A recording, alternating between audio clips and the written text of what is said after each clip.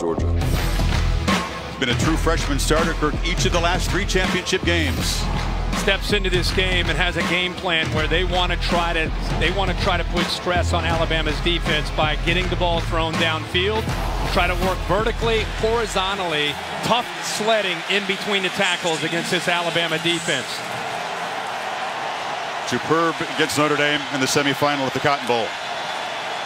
Looking to throw in the first play, and it's batted down. Tried to get it to Etienne in the flat, and Anfernee Jennings, who does that very well, got a long arm up. He's one of the best in the country with the long arms to be able to knock the ball down. That's 11 this year. He's been able to get up, time it perfectly, and bat the ball down. By the way, if he didn't get his arm up, there is a lot of room to run there for Travis Etienne. They'll go back to that play. And Christian Miller, the senior captain linebacker who injured that hamstring in the semifinal, not in the starting lineup. Can he contribute anything tonight? It's an option look on second down, and Etienne gets the pitch but does not get the edge. He's driven out hard by Mack Wilson and Xavier McKinney. Alabama knows that Clemson, in this scheme, they want to try to outflank you. They want to get the ball on the perimeter. You'll see a lot of quick passes. You'll see a lot of runs to the outside. Part of that, by the way, is to wear down the talented Alabama defensive line. An early 3rd and 7 test for the freshman quarterback.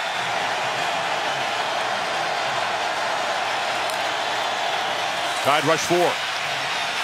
And Lawrence tries to get it to Hunter Renfrow, who is well covered by the freshman Surtain, and Clemson goes 3 and out. Good tight coverage from Alabama, trying to set a tone here early, establish some confidence with this defense, and they get the 3 and out. Good job also there, Chris, by the Clemson offensive line, giving Trevor Lawrence enough time. Just in that case, Hunter Renfrow unable to separate from the freshman Surtain. Great coverage. Will Spires is the punter. Jalen Waddle, the fastest member of the Crimson Tide team, the freshman receiver, sets up at his 30. Special teams have played an enormous role in the previous 3 collisions between these teams. It's a good punt from Spires, and Waddle has to retreat and make it's Irv Smith, the tight end. Alabama gained 50 yards on a strike to Devontae Smith in the first play last week. A more modest goal here.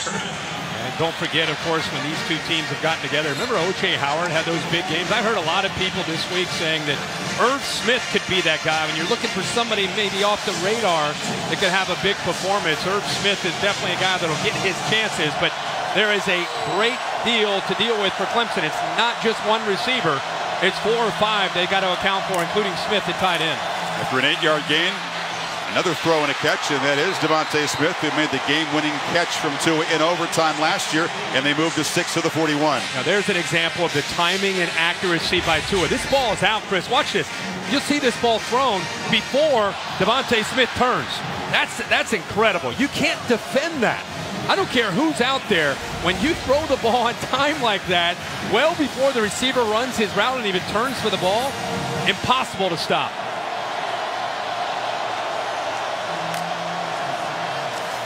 Third throw in 3 plays. It's intercepted. And the Tigers are going the other way. A.J. Terrell with a pick 6.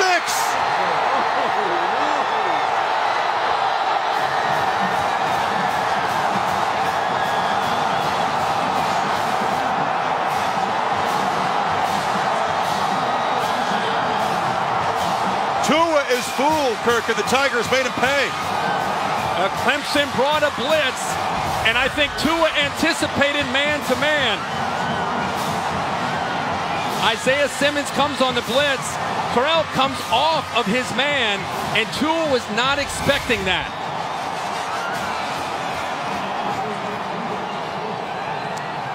You know, turnovers are a rarity, and in title games are even more rare. 415 offensive snaps, just this interception, Kirk. And Chris, let's go back and see the blitz from Isaiah Simmons here. Once he blitzes, you've got a man right here, man-to-man and man-to-man. Now, what fools him is that Terrell comes off of his man. His eyes are on the quarterback, and instead of staying here, he comes off towards Jerry Jeudy. So it showed man-to-man, jumped out of it, completely fooled Tua, which you just don't see. And in fact, he came to the sideline telling the fellas, hey, that one's on me, guys. That one's on me. Let's shake it and move forward. Dabo Swinney was hoping for a fast start. He's got one. Damian Harris, senior running back, playing in his 8th playoff game, plows ahead for 3. Motion, such a big part of the game early. We were on the field before the game talking with both sides. One of the things that stood out to us is that Dabo Swinney said, beyond talking X's and O's, he talked about the importance of a fast start for Clemson. Just kind of settle in, get themselves to believe that this is going to be another magical night for the Tigers. What a better way to start than a pick 6 by this defense of Brent Venables.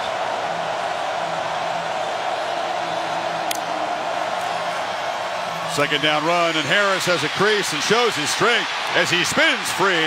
They'll move the sticks, first down to the 38. And every time Damian Harris picks up a run like that, it makes the Clemson defense, especially the safeties, have to respect that. They're going to start to come down and start to be aware of Damian Harris. And if you've watched Alabama this year with Tua, the RPO game has been lethal. We saw it against Oklahoma last year.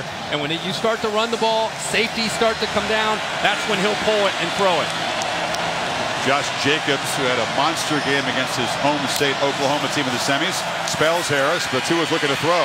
It's a downfield shot. Jerry Jeudy, the target. He's got it, and the time answer quickly.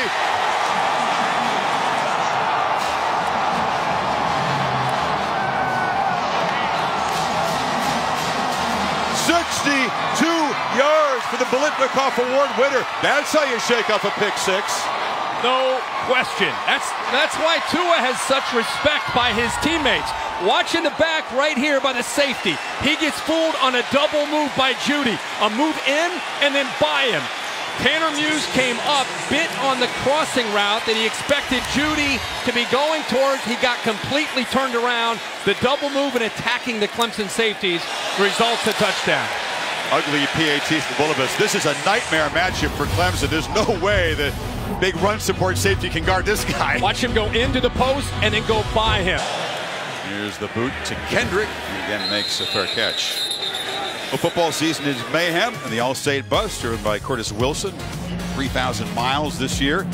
Over to Santa Clara. What's the All-State mayhem moment you want to highlight today? Oh, we got to talk about Clemson. Part of the way that they were able to get here. Remember, they lost Kelly Bryant, left the team after Trevor Lawrence was named the starter. Here, a scare against Syracuse at home. 2:50 to go in the game. 4th and 6, and the backup Chase Bryce hits that to convert, keep their hopes alive. They go down to score with Travis Etienne and pull away 27-23.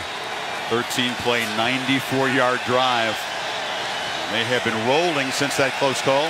Bryce is ready if an emergency arises tonight. Clemson went 3 and out in their first series. Lawrence, pair of incompletions. And he airmails this one way over the head of a 6'4 receiver, Justin Ross. A little keyed up early. Yeah, I mentioned RPO game earlier about Alabama. In college football, you see it in the NFL. It's a run-pass option, meaning that the quarterback will look at the defense, and depending on their coverage, if they're backed off, they're going to hand it off. Put the ball in the belly of the running back and hand it off. If they start to cheat or give you a throw outside, you throw it. And there's the first completion. A flag comes in late. Justin Ross makes that catch. It's in the offensive line pit area. Maybe on Quentin Williams. He kind of went, he dove low, and I don't know if they may get him on that or not. There was Travis Etienne in front of the quarterback, but he did submarine and went low on towards Trevor Lawrence. Personal foul, tripping. Offense, number 74. Half the distance to the goal. Repeat, second down. Mike Cannon, Big Ten official in charge of the crew here. John Simpson guilty of the penalty. They're doing everything they can to slow him down. That's why Quentin Williams went low. John Simpson beaten with that quickness of Quentin Williams, a top defensive lineman in college football, maybe one of the best interior linemen we've seen in the last 5 or 10 years in this sport. Game wrecker, isn't he? Sure is. Outland Trophy winner, so it negates Lawrence's first completion, makes it 2nd and 22. All back at the 12. And short completion as they get it to Trevion Thompson, the graduate, the old man of the receiving corps, along with Renfro. There's an example of what we talked about, that run-pass option where the coverage was 10 yards off the wide receiver Thompson. And Alabama knows that's exactly what Trevor Lawrence is looking at, so they're willing to give him that easy throw in a short game to now set up a 3rd and 14. Alabama, this is where they're known for getting after the quarterback. As always, a tremendous 3rd down defense.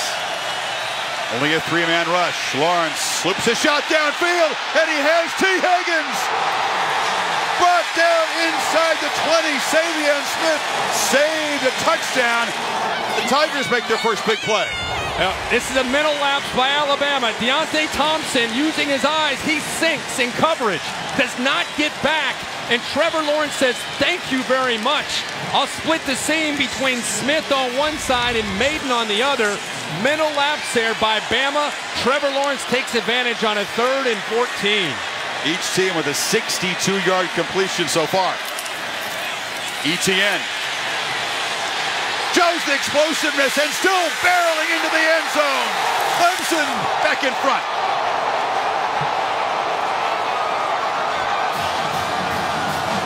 Hey, man, we said there were going to be some fireworks.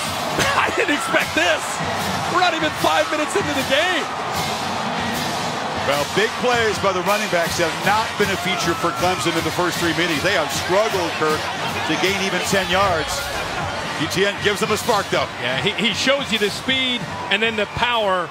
Great block, good effort there by Amari Rodgers to be able to block Surtain. But a read there by Trevor Lawrence to give the ball frees up Etienne.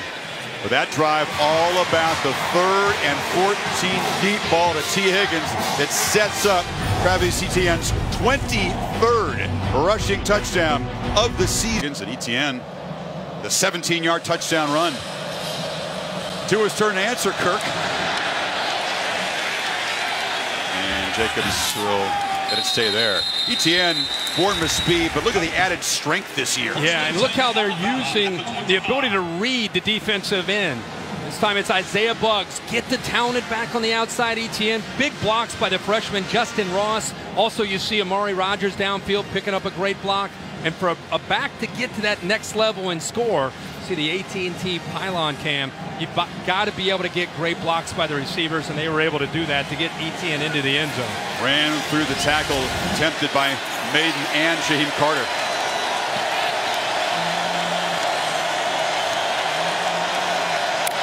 Three of 4 start for Tagovailoa, but it's a 1st down carry for Jacobs. And they moved the pile 7 yards on 1st down. Of course, Tua hit the big pass where he bounced back after the interception. What makes this offense so challenging to defend is the balance and how they can come at you in different ways. Brent Venables telling us we've got to take away the running game first. We've got to load up and take our chances and hope we can hold up man-to-man coverage on the back end. 2 tight ends set for the Tide. Play action pitch to Irv Smith. The tight end stopped right there. That was a terrific tackle by Kayvon Wallace, the safety. And when I say Brent Venables says we got to hold up in man-to-man, I don't mean just trying to make interceptions. Here he is matched up right here with Irv Smith. I mean making plays like this out in space. Great job by Kayvon Wallace to be able to come up there against the bigger Irv Smith at 245 pounds and make this play in the open field. Goes down low, gets the left hand there on his ankle to bring him down. Bama's first 3rd down play tonight. They need 4.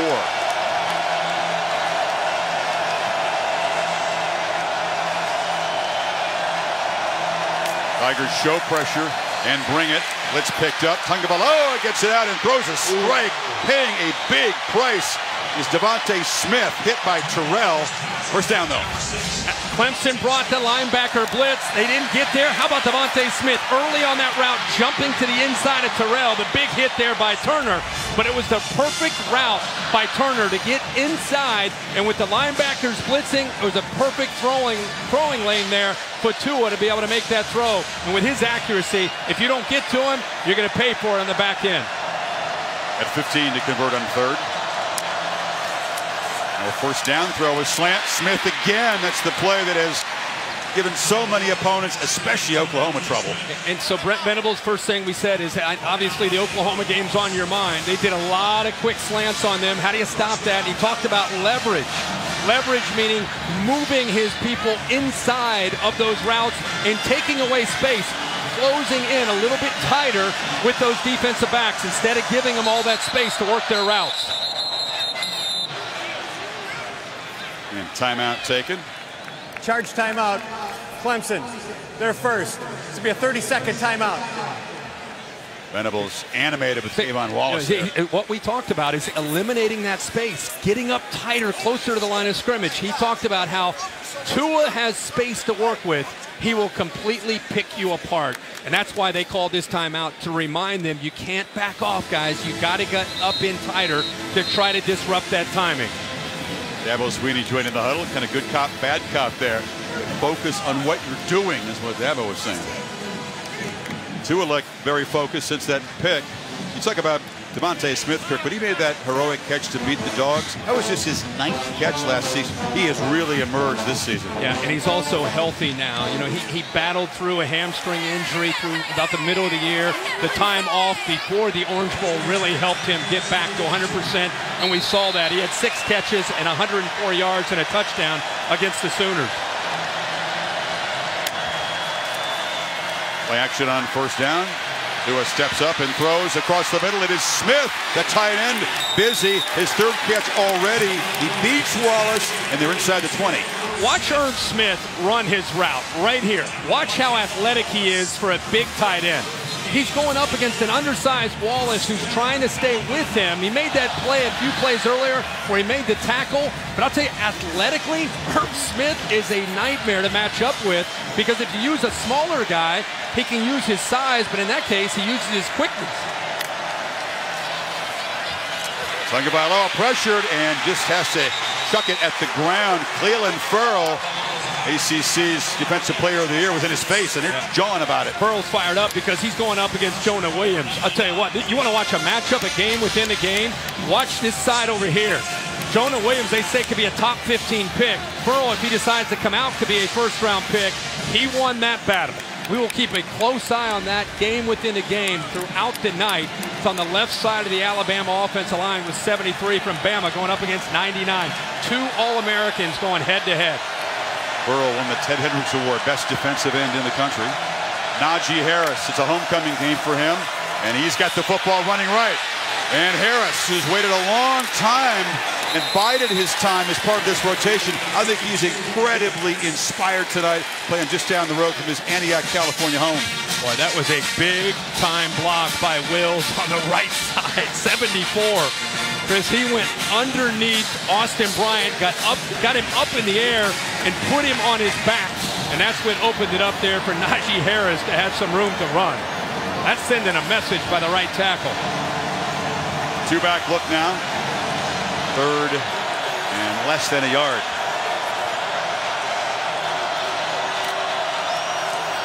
Harris, first down. #1 running back recruit in the country a couple of years ago. Hasn't gotten the touches he'd hoped for. You could almost see his frustration boiling over.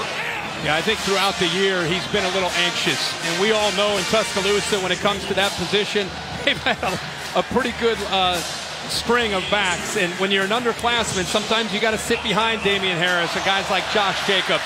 A lot of times they had to sit behind some very talented backs. He will more than likely be the feature guy next year, but you're right, he's back home. A lot of people here to see him play. You know he is fired up to have a chance to make big plays. He's got it again. Hesitates, makes a cut, lowers the shoulders, stretches for the goal line. Touchdown! Harris in his homecoming game.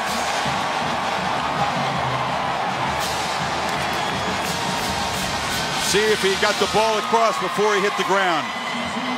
Tremendous job to stretch out. I don't know. Oh, regardless, what an effort. What an effort. He goes over. He just is able to extend that. Trayvon Mullen, no, I think you're right, Chris. He's going to be a little bit short of the goal line. Anything other than the hand and foot touches, he's down. Looked like his right thigh. Gives you a good look at it, yeah. Watch his right thigh, where it touches, and then watch the ball. There. Yeah, he's got a left thigh actually down first. So I believe that the Big Ten replay crew will reverse the call. Ruling on the previous play was a touchdown. The play is under further review. You know, I just had a sense that they were going to give him a chance. He was going to be extra inspired tonight, Kirk. And you know, it's just up 680 to Antioch to the East Bay, and whether or not a touchdown counts, he's cranked up early. You said on our bus before we came out here, the last thing you said before we came out of the field was that's something to keep an eye on. And you're right about the energy and the passion of being back home and being a bit frustrated, and what better way for him to go out. Remember in the Georgia game last year in the championship, they gave him some opportunities and he stepped up and made some big-time runs. Yeah, he had 64 yards rushing in that win over the Dogs. He was the leading rusher, and all of them came late. I'll tell you one thing that I'm taking away, not only the great effort by Najee Harris, this is a really good look. Left leg down. Dave Kataya is our rules expert here, Dave. It seems pretty clear-cut what they're looking for. I agree with you, Chris. The rule is anything other than hand to foot, as you mentioned earlier, looks like that bottom leg is down and you can see the ball short. I have this as short in my opinion. But again, you just celebrate the effort. The freeze frame, I think, will lead them to conclude the ball is about a football length away from the goal line. I'd say the thing that stood out to me on those sequence of plays is the right side of the Alabama offensive line really asserting themselves and getting a great push to give Najee Harris some room to run on about 3 or 4 plays. After review, the runner was down at the half-yard line. The ball will be placed on the half-yard line. It will be second down and goal. The clock will start on the ready for play. Well, a smile from Harris, even though his touchdown is taken off the board. He's done the hard work to put the Tide in position to get back even in this frenetic and incredibly fun first quarter. You mentioned you got to bide your time because there's so many talented backs. It's a far cry from when Derrick Henry, the Heisman winner, was the workhorse against the Tigers in that championship game. It's Damian Harris. They fake it to him. Tua rolling out and flips it to a wide open Hale Henches touchdown Tide.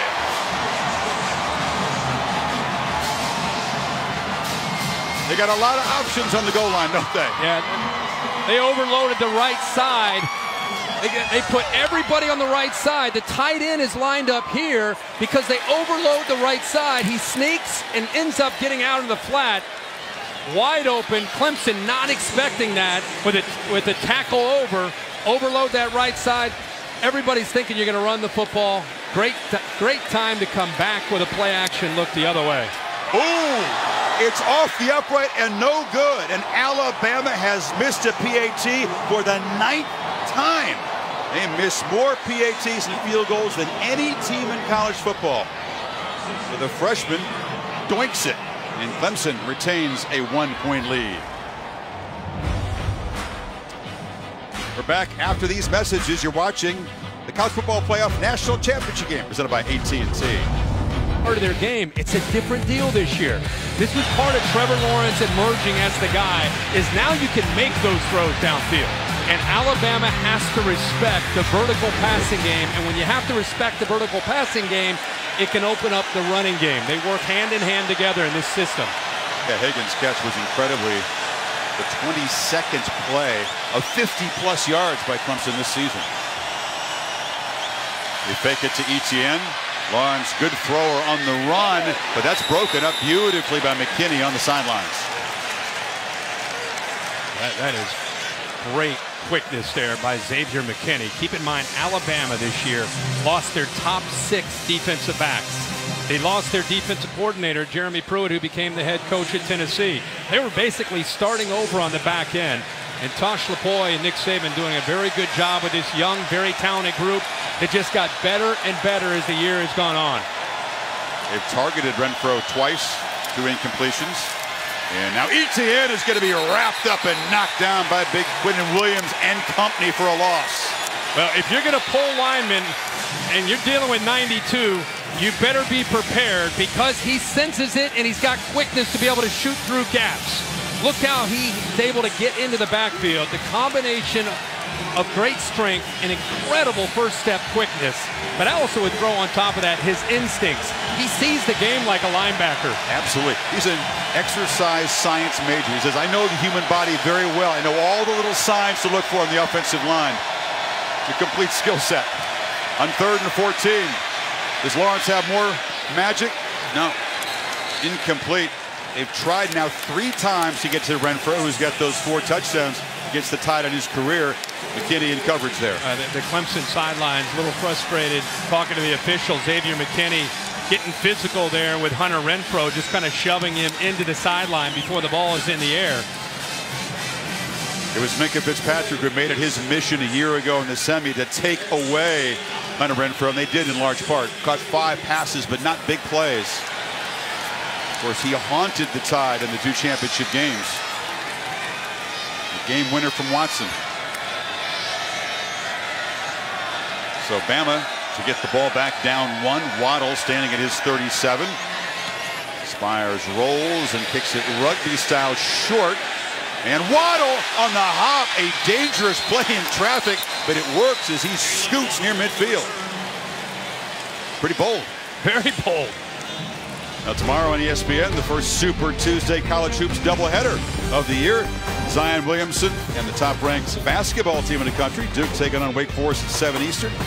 Duke just getting by Clemson the other night. Then the Tar Heels and the Wolfpack from Raleigh. Both games also on the ESPN app, so you can watch them anywhere. Now, Bama's been running the football. Najee Harris in there. It's a good time for them to set up some shots and try to go downfield. Those safeties now aware of Harris in the running game. And good call. They pitch it to Judy, who's going to be knocked out of bounds by Trayvon Mullen, but it's a first down. To Maria Taylor. Well, guys, Tua was getting a little bit of attention on the sideline. He came off complaining about some pain in his right hand, and they got some tape out and wrapped it up a little bit. Dr. Lyle King took a look at it. He's the same surgeon that performed his ankle surgery, and head football athletic trainer Jeff Allen before he went back out on the field. Good thing he's a lefty. He's actually a natural righty, but his dad said, "Up, you're going to throw the football with your left hand." Worked out well. And Najee Harris in the secondary again.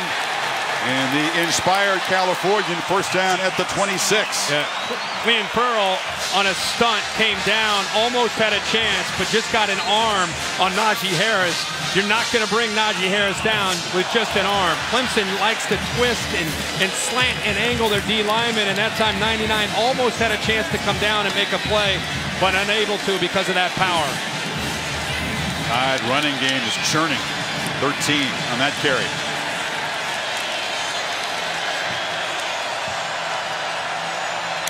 Tigers crowd the line and bring the heat.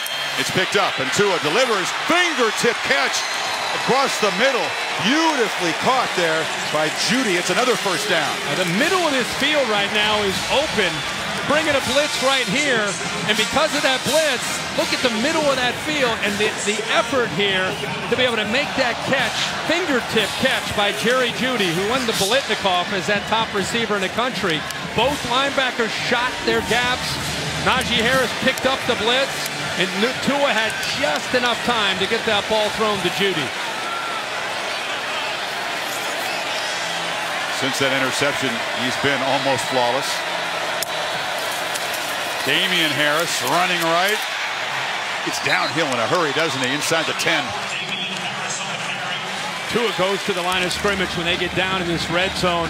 And if you're going to keep your safeties back, they're going to run the football, especially the way this offensive line right now is winning the battle at the line of scrimmage.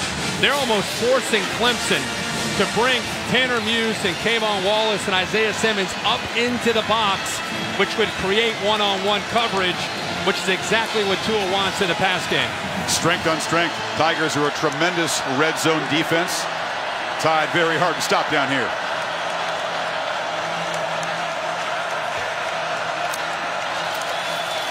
Damian Harris tried to go wide, had to cut it back very quickly as Trey Lamar was in his path. It'll be third down. You know, Brent Venables will not go away from what his identity is, which is being attacking. They're an aggressive defense. They lead the nation in sacks, second in the nation in tackles for loss. They believe in trying to get to the other side of the line of scrimmage, which means you got to blitz those linebackers and safeties a lot. That time Trey Lamar had an impact on that play. Need 3 on 3rd down. Ruggs in motion, but they hand it to Harris, who bumps into traffic. Actually ran into his blockers, and he's going to be just short, and it's a 4th down decision for Saban. Well, you would think early in this game, great field position, kicking game, not the best. Got to think there's going to be a lot of scoring back and forth. By the way, Albert Huggins makes the play there. You talked about how he ran to the back of one of his own players. It's Albert Huggins holding the point there. Albert Huggins in for Dexter Lawrence. Yeah, big shoes to fill. His teammates confident he could step up and handle it. This is where you got to shoot a gap, Chris. The only chance to stop him is you got to hit a gap with a blitz. Tua's out wide. Yep. Jacobs in Wildcat formation. Low snap. And he will make the 1st down and fight to the 1. He had to show good hands to avoid a disastrous play. He sure did. Bobbled it a little bit. Snap a little bit low. But a great athlete and great toughness. We've seen that throughout this year. You saw it last week in the Orange Bowl against Oklahoma. That 2nd and 3rd effort almost gets him to the end zone, and good effort there by Hale Henches to open that up. Tigers spent a lot of practice time preparing for that, but it's so difficult to stop. Damian driving, but doesn't get there. Stopped at the half-yard line. And it's a battle right now. You got future NFL talent all over the place in that Bama offensive line. Jonah Williams, Hirschbaker, the guy making his 57th start. Cleveland Farrell. Wilkins in there, number 42. They've been having a lot of success on the right side of the offensive line. 6 offensive linemen. Tackle over again to the right side. And a whistle. And a false start by the Tide. They tried to get a little tricky down there, and it cost them.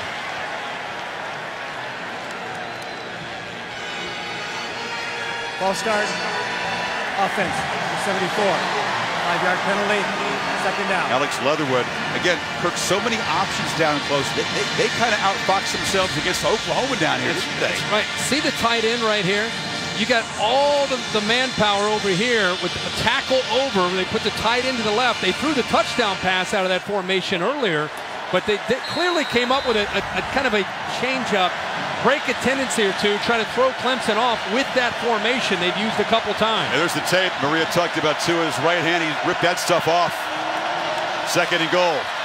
It's a wide receiver screen to the speedy Henry Ruggs, but the sophomore knocked down at the 4 very nicely by Isaiah Simmons. Good job by Clemson getting off of blocks. Isaiah Simmons. Also, you saw Kayvon Wallace getting off of that block. I thought he may have a chance to spring and get into the end zone, but not only good athletic ability on the back end, physicality to be able to get off the blocks. Big 3rd down here. Seconds ticking away in a very entertaining opening quarter. So far, the missed PAT by Bulovas is the difference. 14-13. Clemson with the Tide threatening on 3rd and goal when we begin the 2nd quarter. Lawrence and Tua. That's important. Clemson wants to try to tire Alabama out. They need a lot more plays and a lot more time of possession. Damian Harris is the back. It's Ruggs in motion. Tua rolling. Shovel pass, and the Tigers sniffed it out. Austin Bryant drops Harris for a loss. And here comes the field goal team. Now that's having a man-on-a-man. Trey Lamar on the blitz takes the quarterback. And you'll see Austin Bryant right here settle and make the play on Damian Harris. See the late blitz there? They disguised it. Trey Lamar takes Tua. They tried to catch Clemson napping, but this is where the experience and the veterans up front for Clemson pay off. Great job by Austin Bryant, the senior. So Bulovas, who had the PAT miss, out for the field goal, hasn't missed since mid-October. Has been automatic inside of 40, and nothing feels automatic tonight. You slide that one in. Automatic. Tide stopped at the doorstep. We talked about how tough it is to score on Clemson down there in the red zone, but the false start penalty, Kirk, when Bama was getting a little cute down there, ends up costing them 4 points. Yeah, it ended up costing them, but it also worked for them, though, that same formation when they went with the play action. This game now, it's just you settle in, you got a quarter behind you, and now you got to go out and execute. If you think about Clemson and their numbers, they hit that 62-yard pass. Other than that, look, 86 yards total offense, 2 3-and-outs. And Lawrence right now is not able to really have a chance to get things going. Long way to go. But for them, I think a big part of it was very similar to Deshaun Watson when they beat him. They ran 99 plays. Everybody talked about how Alabama tired out in the second half. Yep. Well, when you run 10 plays in a quarter, that's not going to do it. We knew it'd be a lot different than last year, Kirk. Bama gained a total of 264 against the Tigers in the semifinal win. So very different approach. 224 in the first quarter. Yep.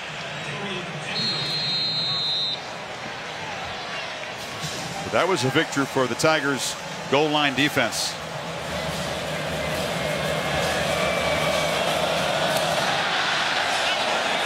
And Bulovas with another mistake. It's an ugly kick, and Clemson will take over at the 35-yard line. It's a rough start for the kicker.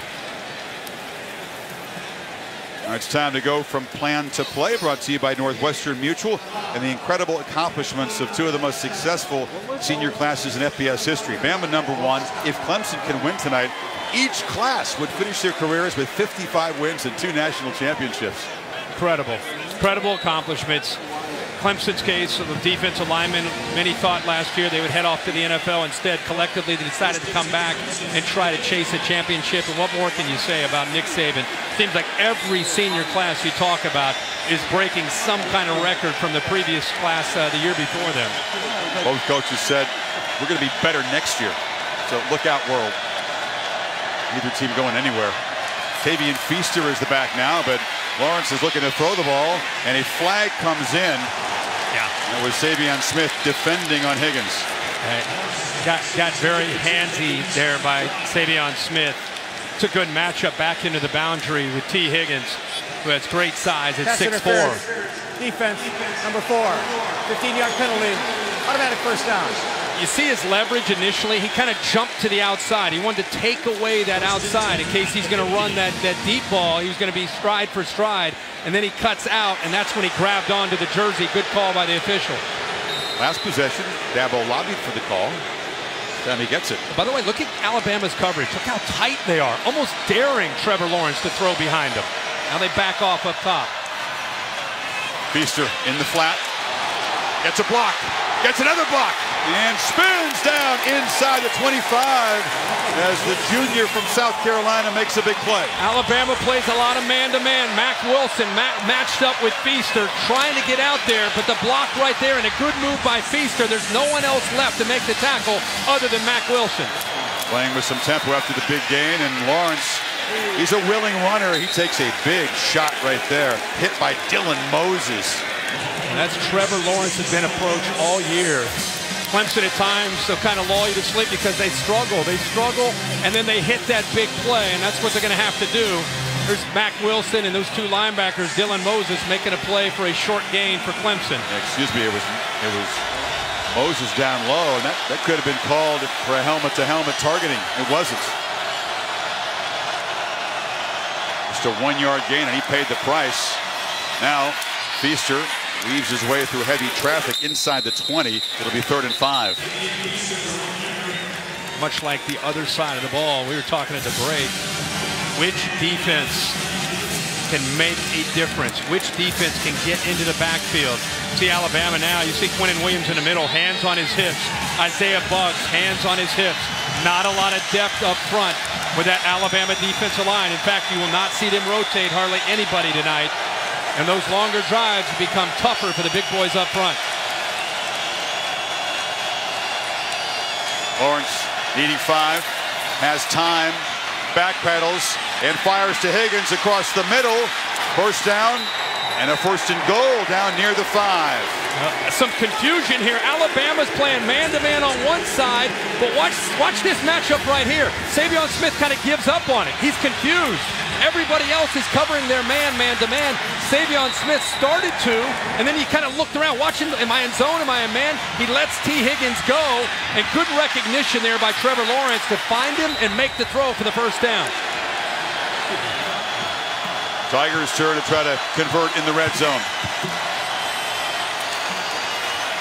Etienne fights down near the goal line. They tried to push him from behind. The O-lineman helping him along. He's just short. You talk about how he's changed from last year as a true freshman who was just fast to who he is this year. Look at this toughness. Look at the strength that he has in his lower body. Travis Etienne is no longer just one of the most explosive backs. He is now a power back. He ran right in to the middle linebacker, Mac Wilson.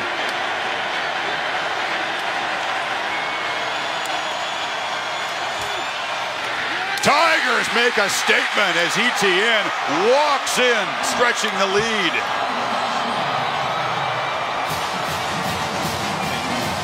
Six plays, 65 yards. It's more like Clemson right there. They've got to be happy with that drive. And Travis Etienne, he is not, if anything, he's accelerating through that hole. It's a good job by the left side of that offensive line, opening things up and making it easy for him to get into the end zone. Big Justin Faustinelli, the graduate, excellent scholar athlete, the center making a block there. Back and forth. Clemson's offense scores, and it's a touchback. Well, while we're focused a lot on Tua in the passing game, he's 12 of 14. I think it's being started because of the way they can run the ball. Look at this offensive line tonight, doing a really good job. They're averaging 5.6 yards a carry. Watch this on the far right. Boom! What a block there to open it up by Wills against Austin Bryant. And when you can get up to the linebackers against this attacking defense, and you can be a threat as a team that can run the ball, that opens up the playbook for Mike Locksley and how Tua can attack, because the safeties and linebackers have to respect the ability to run the football. Locksley, of course, part of that coordinator carousel under Saban, off to Maryland as the head coach next season. Jacobs makes a man miss. A little stutter step in the hole as he got past Kendall Joseph. Or, excuse me, Nolan Turner there in the missed tackle. Tom Rinaldi. Chris, to pick up on what Kirk said, keep an eye on the defensive fatigue already setting in on that Clemson front. Nearly every lineman sitting down and drawing oxygen in the second quarter after the last series, coming off the field, being encouraged, don't stand up, continue to rest. Time of possession needs to swing here a little more in favor of Clemson. Good points on the 28th play tonight, and Bama has run a far cry from the dominant performance against Notre Dame in the semifinal. They were well rested in that game. And it's Jacobs who's cut down after a short gain. It'll be third and about 1.5 yards. Yeah, that's a nice job by Nolan Turner coming down to fill in. Alabama just keeps rotating backs. We've seen Najee Harris, Damian Harris, Josh Jacobs. Allows them to stay fresh. They're playing fast on this third down, but Jacobs is not going to get there. Good penetration by that Tigers defensive front, including backup Niles Pinckney helping out Cleveland Ferrell. It's fourth down. Yeah, they do a nice job in the inside, but Chris, look on the outside. They're coming around with a true freshman. Xavier Thomas does a good job of getting in there too. Saban, he's decided, wow, this is interesting. Nick Saban sensing the feel of the game in his own 35. Going for it here, at least initially looking like he was going to go for this. This is out of respect for Clemson's offense for sure, and his own defensive struggles in mind. Jacobs, a fourth down gamble by Saban, and it pays off as Jacobs has to earn the first down. How about that call, partner? If you haven't watched a lot of college football this year and you tuned into the national championship, that should tell you where the sport is in 2019. That Nick Saban is going for it on fourth down and about 6 inches from his own 35-yard line. That's like Bill Belichick doing that from his own 35-yard line. J.D. Davis had him, but Jacob broke that tackle.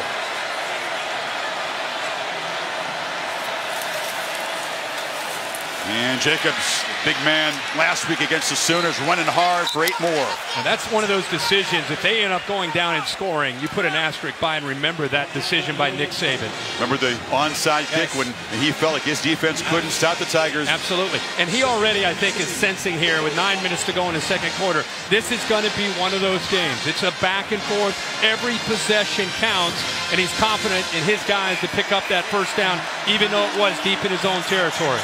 An offensive line can feed off of that when the coach shows faith in you. Jacobs makes a nice cut.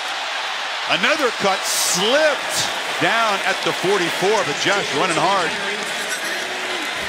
Terrell had the pick six. He whiffed on this one. Now, Travis Etienne, I've said before, could be the most talented back in the country. You can make a really strong case for Josh Jacobs being in that discussion, too. They're loaded in this backfield in Tuscaloosa. Look at the moves, the change of direction, low center of gravity. He is a complete back and will be playing on Sundays for a long, long time. He was not a heavily touted recruit out of Oklahoma when the Tide signed him. Tua looking to throw and first down. Launches it for Judy, but it's picked off. The second interception. This is Trayvon Mullen. And Mullen getting some blocks and still going. Tight-roping out near midfield as Tua is picked off for the second time. You know, he has such confidence in his ability that sometimes I think he becomes, he has such confidence that he thinks his guys are going to make a play. The safety this time fools him. Wallace was sitting on the hash. He thought he had man-to-man. Instead, Mullen drops back. He threw the ball before he even looked at the coverage. He anticipated the coverage. He didn't read the coverage. And because of that, he just threw it thinking his man's going to make a play. And instead, Clemson baits him and picks him off for the second time. And Deshaun Watson, honorary captain tonight. He split his two appearances as the Tigers quarterback against the Tide. He likes that one. Now, does Dabo Swinney, Jeff Scott, Tony Elliott, do they go after Alabama right away? Do they look for a big play here?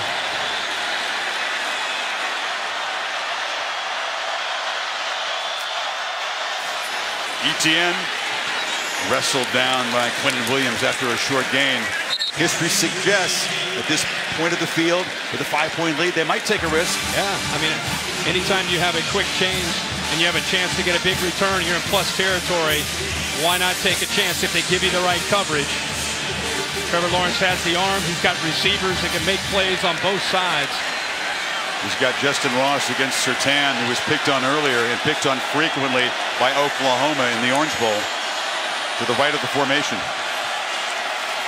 Lawrence is looking in the other direction, and a low throw. Renfro goes down and makes the catch, so it's 43 straight games with a catch for the man who's finally concluding his Tigers career tonight. A great job of getting his hands down low. You see the nose of the ball down. That's a tough ball to catch. But if anybody can come up with it, it's Hunter Renfro, who's had a great career when he's had chances to go up against Alabama. And that gives him a much better chance here now on 3rd and 2. 24th career catch by Renfro against the Crimson Tide. Lawrence trying to throw for it, and it's Renfro again. He's such a reliable weapon on 3rd down. They move the 6 inside the 35. Dylan Moses looked confused there based on him seeing trips into the sideline. He's looking around at the defense, even to the sideline, wondering what he should do, and Trevor Lawrence ends up throwing the ball right there.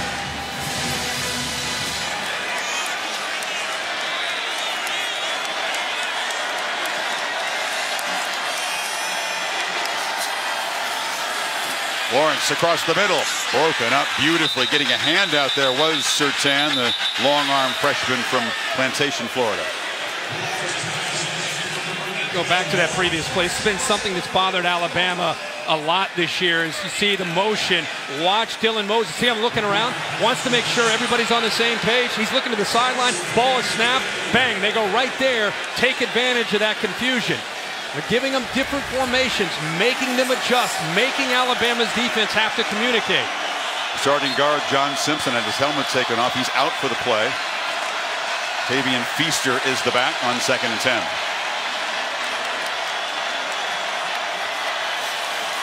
And they try to get it to him in the flat. Ball tipped up in the air. He makes the catch on the carom. Jennings again got his arm on it. Man, how about that play? Unorthodox, but a heck of a play by Jennings with the left hand. The backhand goes up in the air. He's thinking about trying to make the play, but Feaster stays focused on the ball before Bugs or anybody else can come up with an interception. But great awareness again by Anthony Jennings. Man who missed the national championship game a year ago with a Grizzly knee injury. Missed all the playoff games. 3rd and 7. Tide try to heat up the pocket. But it's a catch across the middle by Amari Rogers. And he's wrestled down inside the 5. The first catch for Rogers. Boy, I love how Trevor Lawrence climbs the pocket against this defense. Watch him climb up into the pocket and then throw an absolute rope to Amari Rogers. Great technique there by the true freshman quarterback, showing poise on that 3rd down for Clemson. 25-yard gain. Can the Tigers muscle it in for a second time with a 1st and goal?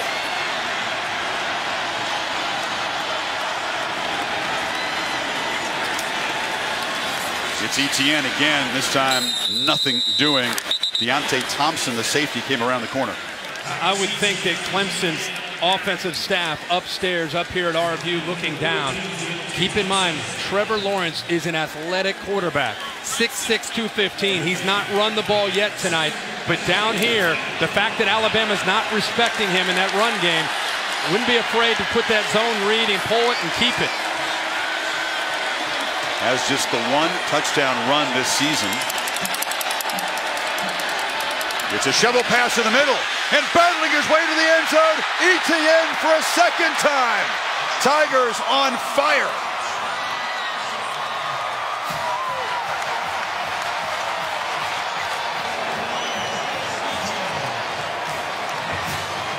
Go back to the interception. Trevor Mullen makes the interception. Lawrence gets the ball back. 8 plays, 47 yards, and a chance to come up with a touchdown. And what a call by Tony Elliott and Jeff Scott. Jennings tried to rip at that ball, but there's the strength by Etienne to hold on to it. And this Tide defense getting gashed. You go back to the Orange Bowl, Oklahoma scored 6 of their last 7 possessions. The one they didn't score, Kyler Murray ran out of time. And the Tigers are feasting early on tonight. Exactly, and here's that interception by Trayvon Mullen. Makes the big play. 2nd interception of the night for this 14 of Clemson's 28 points. 2 rushing touchdowns for Etienne and 1 receiving. So the hat trick for the talented young tailback. And he was fooled. Clemson showed cover 2. He thought he had a space about where that 30 is. Instead, look at the corner dropping. The corner drops when he thought the corner would stay up tight, sitting in that flat area. 2nd time, Brent Venables shows 1 look, goes to another after the snap, mixing up those coverages and fooled Tua for the 2nd time. Harris, Najee Harris makes a cut, and it's a 1st down. Not just picks by Terrell and Mullen, but a lot of action after the pick. Returns of 44 for a touchdown and 46 to set up the touchdown drive. Yeah, great point. As we said, 14 points on both those interceptions. You look at the score right now, 28-16. That has a lot to do with Clemson's lead. But this is what makes Tua. You would expect him to stay poised and continue to play at the level he's played all year. Najee Harris tries to bounce it, but he cannot escape the rangy safety, Isaiah Simmons. Trey Lamar makes the play right here, and it forces Harris to have to bounce. They continue to blitz these linebackers. He gets penetration, and because of that penetration, it forces Najee Harris out wide, and there's Isaiah Simmons, an outside linebacker slash nickel, who's a great player at 6'2", 230 pounds. Yeah, I call him a safety. He's actually a backer, but he can play anywhere. Top tackler on this defense. Now it's 2nd and 14. A run to Najee Harris. And he's hammered down to the 45. It sets up a 3rd and 6. I always wonder what goes into Mike Locksley and the offensive staff. You know, you got 3 great backs in Najee Harris and Josh Jacobs, Damian Harris, and they continue to kind of rotate him, try to go with the hot hands. Mike Locksley is he's a beneficiary this year of great offensive skill, but a great offensive mind. As you said, Chris, headed to Maryland. It's a big 3rd down for him. Tide 2 for 5 so far on 3rd. Need 6.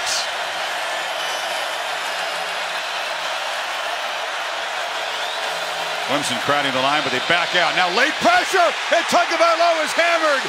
Trayvon Mullen, who just had the pick, gets home on a blitz. And Tua slow to get up. Chris, they disguise this. Mullen blitz. He's looking right. Najee Harris to the top left. He's jumping up and down, wanting the ball. So their answer to that blitz is immediately throw the ball right there, right now. If you recognize it, he never saw it. And this is a quarterback that hasn't made mistakes like this. So it's partly Tua, but also it's Brent Venables in this Clemson defense that's creating these opportunities. They're fooling him right now. So it's Lawrence and the Tigers back to work. ETN, 3 touchdowns already to his left. 2:04 before halftime. Bama will get the football to begin the second half. Lawrence from the pocket. Long throw. You see the arm strength. That's Trevion Thompson out near the 40. 2 things. Number 1, recognizes it's cover 2, goes right over top of Smith, the corner who's sitting up close, up in the flat. He goes right over top of him, showing that arm strength, and in front of the safety, and puts it there to the senior Thompson. He's played more games at wide receiver than any Tiger ever. Good protection in the pocket. Another long throw, but that's too long. It's into the Alabama bench. I want you to keep in mind in his first half, this kid, Trevor Lawrence, is a true freshman. Look at the composure. Yeah, he's 6'6", 215, ridiculous physical skills. This is what he did at Cartersville High School. Had an incredible career. He started 4 years. And I think that experience, imagine starting as a 14-year-old in a high school, the pressure of Georgia high school football, I think those experiences at Cartersville allowed him to step in as a true freshman. And the game is not too big for him. Turned 19-year-old in October. He's eight of his last 10 now. Looks like he's born to do this. And they added the lead before halftime. Well, time was running now. There was a rare moment of confusion, and Lawrence calls a timeout. Lawrence family nurturing him, Amanda and Jeremy, not applying heavy pressure. They were tough on him, and they were tough on him in school, tough on him as an athlete, but he was grateful for that. He told me that helped forge him as a person and a player. And he has arrived at Clemson ahead of even where Deshaun Watson was when he arrived. You know, I just look at that position around college football anymore, and I think the development with the quarterback coaches, the pressure that these guys are under with the Elite 11 programs, they travel all over the country, they're in camps. He had a great high school coach at Joey King at Cartersville High School. They've got a great relationship, and Joey King worked hard with him on understanding formations and coverages, and they would tell you that had as much to do with his development and showing up at Clemson ready to play as much as anything. Graduate student Adam Choice is the back on this 2nd and 10.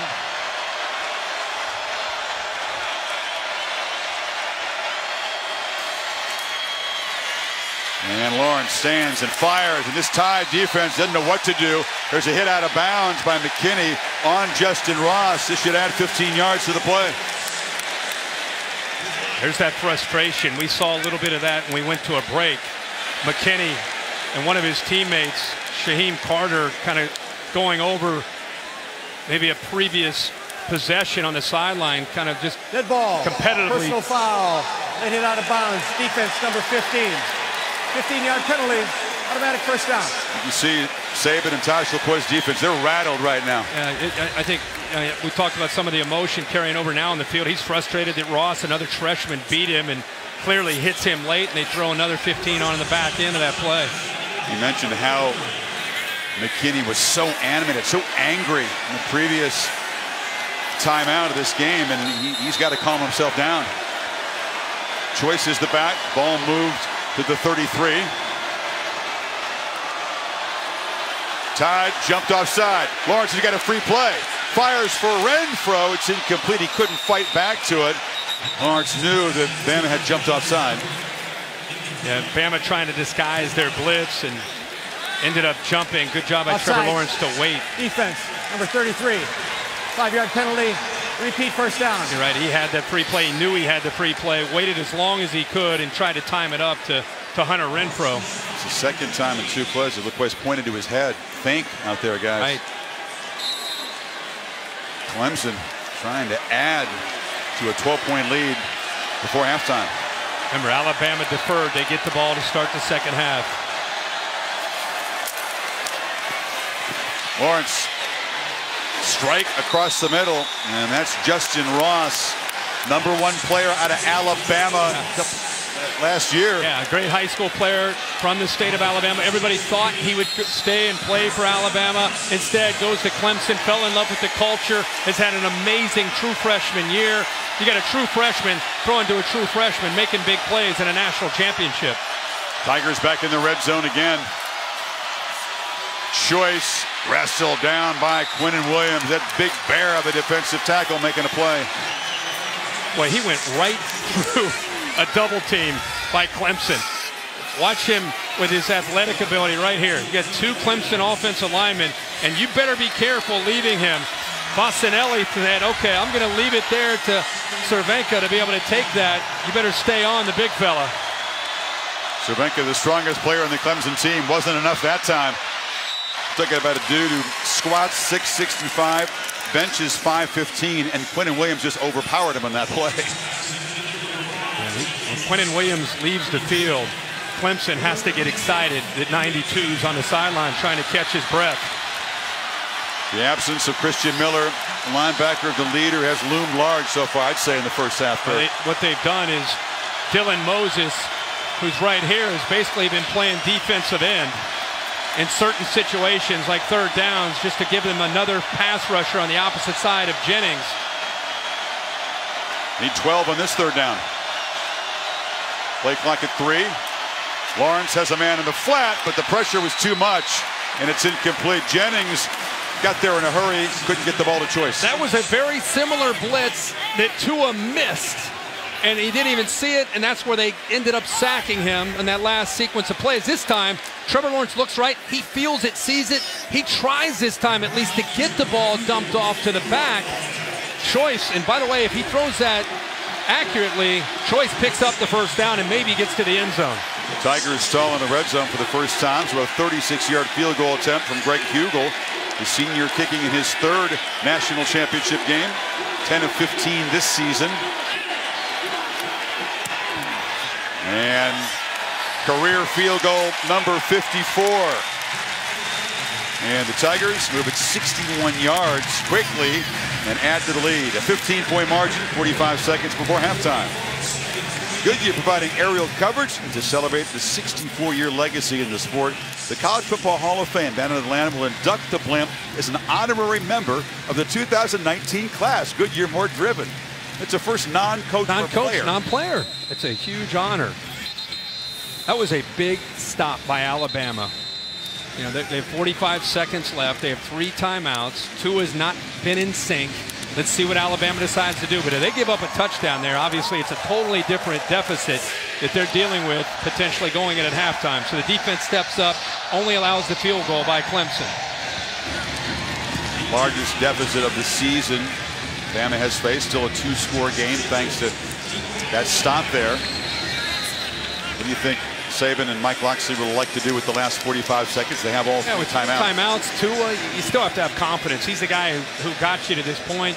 You got to be aggressive. You got to attack, at least try to get in the field goal range.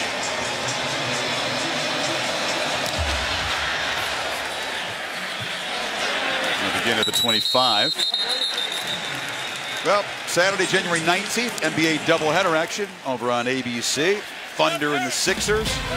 NBA Saturday special edition, 3:30 Eastern. Then at primetime, the Lakers and the Rockets in Houston. Both games also on the ESPN app. Remember, we've seen a theme of Brent Venables mixing up coverages, changing up looks, bringing blitzes late, showing one coverage before the snap, jumping to another coverage after the snap. It's caused some problems. Does he continue to be aggressive or get a little bit more conservative here as a defense? 3-man rush, and it's off the hands of Damian Harris, and nothing going right for the Tide. That's a sure-handed running back usually. Usually he holds on to this.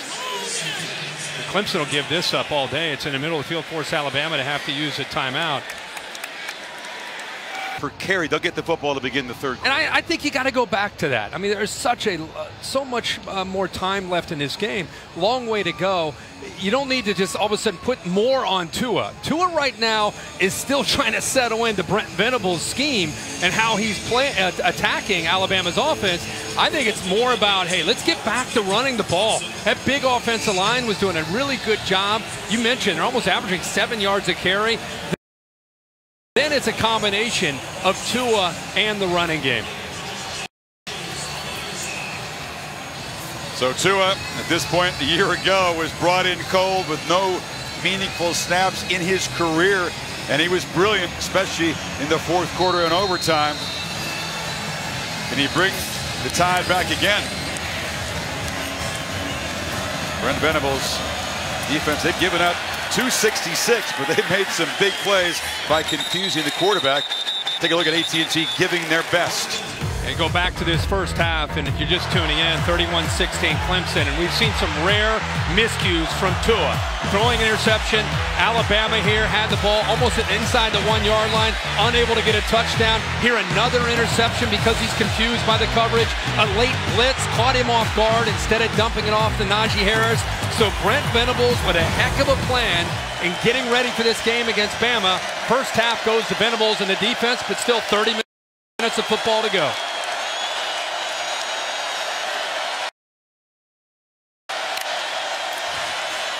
Damian Harris breaks the tackle and barrels forward as they do stick with that productive running game. Quick first down. Yeah, absolutely.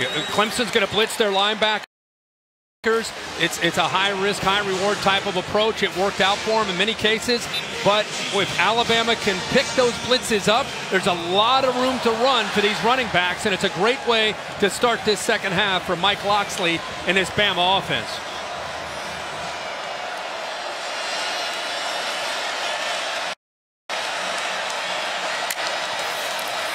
Damian Harris again gets the edge, and they are getting chunks of yardage as the Tide in 2 plays have moved into Tiger territory.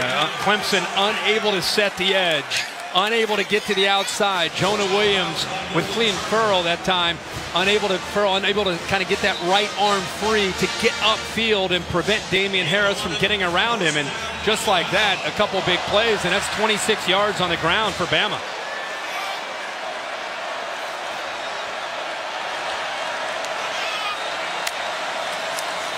They fake it to Harris. Tua pitches it far side. And catch is made by Smith. A flag is down. Back in the offensive pit. Jonah Williams was downfield. I don't know if they caught him. He was almost 8 or 10 yards downfield. Little bit of John. Christian Wilkins pointing across at the Bama offensive line. Offense number 73. 5-yard penalty. Yeah. Repeat first down. Good call. Williams, one of the 6 Californians on the roster from the northern part of the state, Folsom. Anytime you see a lineman getting downfield, it tells you again that you're trying to run the ball with that run-pass option. The defense gave him the throw look, so he pulled it out and tried to throw it. I thought it was a false start penalty down near the goal line. They really began to turn momentum against Alabama. Had to settle for 3. That was a turning point. So on 1st and 15, Tua rolls and flips it short. Smith again, stutter steps, dodges a tackler. This is not a regular tight end. He's very athletic and good in space. Yeah, you see what happens when you start running the football? You give him this look, and this defense starts flying, and then Tua is able to pull it and go the other way. Watch the white jerseys flying to go get Damian Harris. Nice and easy. He's able to throw in rhythm. Good play call. Looking to throw again. Can he escape? Just fires it into the turf. Tigers looking for intentional grounding as Wilkins was pressuring the quarterback along with Austin Bryant. It's getting a little salty down there. That's the beauty of having 4 that can rush the quarterback. You don't need to always blitz. Christian Wilkins in the middle 42. You can see Austin Bryant, who's able to get by his man. He goes down, but Wilkins doesn't give up on the play. And because they rush 4, they had 7 back in coverage, playing zone, nowhere for Tua to go with the ball. So that was a coverage sack as much as anything. Once again, Jacobs in the Wildcat formation. They need less than a yard on third down. I feel like they got 2 plays to get it, right? He's already shown Saban he's going to gamble. Went for it on fourth down in their own end. The spot's going to be real close to the marker at the 39. Now they've spotted the ball a little bit short. Yeah, it sure looks like it. So if he went for it in the first half in his own end, bigger deficit now. In Clemson territory, figure this is an easy decision. Oh, sure. But does he keep Jacobs in there with the predictable Wildcat runs? Keep in mind, when you have a Christian Wilkins in the middle of that defense, and you've got linebackers blitzing, it's not an automatic, even if this ends up being short of the first down. Christian Wilkins, winner of the Campbell Trophy, top scholar athlete in the country. He's had a 3.0 in every semester of his college career. Just enjoying his final game as a Tiger out there. They're about 3 inches short. Converted twice already on fourth down. Wilkins, Dabo Swinney talking about the leadership on this team. It's not 1 or 2 guys. He said it's an entire group of players this year that's helped keep this Clemson team focused. But without a doubt, Wilkins is kind of at the front of that leadership. Big moment early in the second half here. 4th and inches. Jacobs is in Wildcat formation. Smith and Damian Harris in the backfield. Straight ahead. After a little bit of a dance, that's just strength. It was second effort as he gets through the tackle of Skalski, and it's a first down. Well, Christian Wilkins almost got through there. It looked like you would think he would go here, but instead he tries to fool him and shoot the other gap and almost got the penetration. You see he got his right arm in there. That's a great look. It's a great look and a great effort by Josh Jacobs, who was met right at the line of scrimmage, and I think that extra effort got him the first down. Not easy to escape the grasp of Wilkins, who's strong and also very quick. Tagovailoa has to avoid pressure and delivers off the hands of Smith there. He got near the quarterback that time. And that offensive line's having a hard time with this pass rush. Clelin Ferrell gets in there with a twist, makes Tua have to step up, but he still gets the ball thrown accurately. The ball had a lot on it. Devontae Smith, ball went right through his hands. That's a first down. That's second easy drop by a tied receiver. Damian Harris had one in the first half. 4 receiver look. And handoff to Harris, who builds momentum very quickly and runs downhill for 9. Running, continue to go back to that running game and mixing in the backs. Damian Harris, Josh Jacobs. We've seen Najee Harris. We keep talking about how Clemson's offense wants to wear down Alabama's defense. The same can be said in this kind of game with Alabama's offense and what they're trying to do. If you look at time of possession, a huge advantage right now for Alabama. Tua split out wide left again, and Jacobs one more time on 3rd and 1 in Wildcat formation. Did he run a wrinkle off this or just straight run? Now it's predictable, but it's very hard to stop as Jacobs moves the chains to the 26. You know it's coming and you can't stop it. I mean, he is really dangerous as a runner taking that direct snap. Think about Damian Harris is a rarity these days. He's an elite senior running back. Had a couple of 1,000-yard seasons as a sophomore and a junior. Stats down a little bit this year.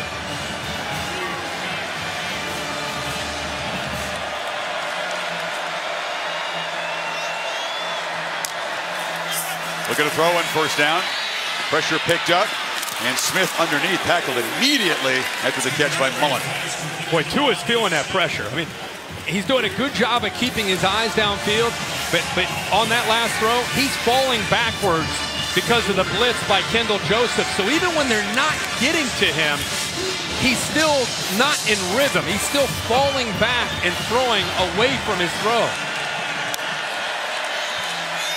2nd and 6. As time, this time, it's one of those crossing routes. They're tough to stop. Smith made the catch. They've ruled it a fumble. He recovers it.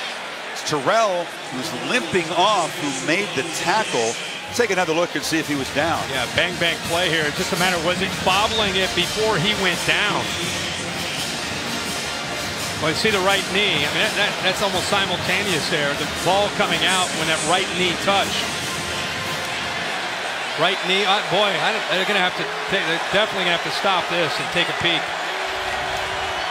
Makes a difference just a couple of yards. It is a third down play, and again, Mullen not in the game. Looks like that Big Ten crew did buzz down to take a look. The previous play was the runner fumbled the ball before he was down. The play is under further review. So Mullen, who had the pick earlier, being looked at. Now an exclusive look at Marvel Studios' Captain Marvel in theaters everywhere on March 8th.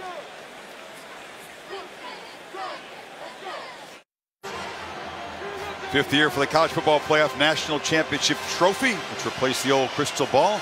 Weighs about 50 pounds. And the Tigers trying to wrestle control at the top back from Alabama. They did review that play while we were gone, confirmed that it was a fumble. So Bama ends up losing about 3 yards now to try to convert. Well, you got to think it's 4-down territory, but it does push them back 3 yards.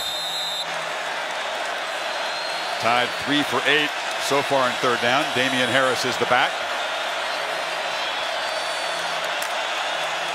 Tua looking to throw.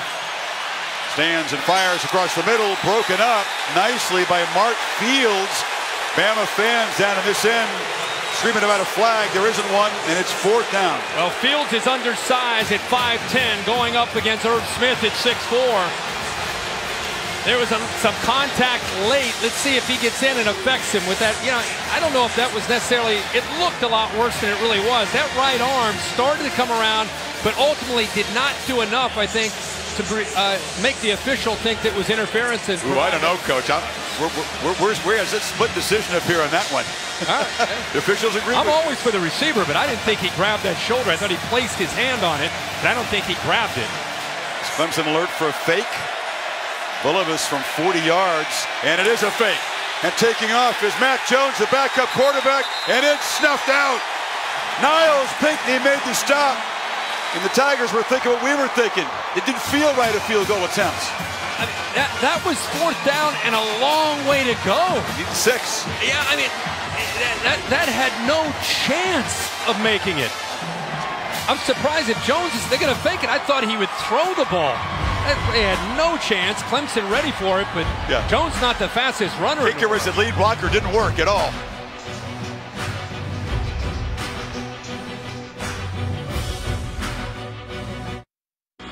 The College Football Playoff National Championship Game, presented by AT&T, is brought to you by Taco Bell's new Cravings Value Menu. Value beyond belief. And new NyQuil Severe with Vicks VapoCool.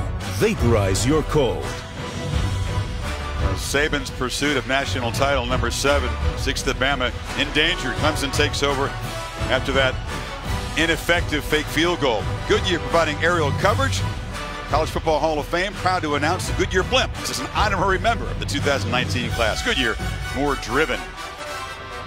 Tigers certainly not fooled, and the design of that fake field goal was funky, Kirk. No, not at all. Very, very surprised that Nick Saban and Alabama went with a fake field goal. I mean, it was 4-down territory. Just keep your offense out there and try to execute. That fumble, you pointed out the 3-yard loss, and Smith, he got it back, but he made it a tough third down. And Alabama wastes a 13-play, 51-yard drive. Lawrence dropped for a loss by Jennings. We go back.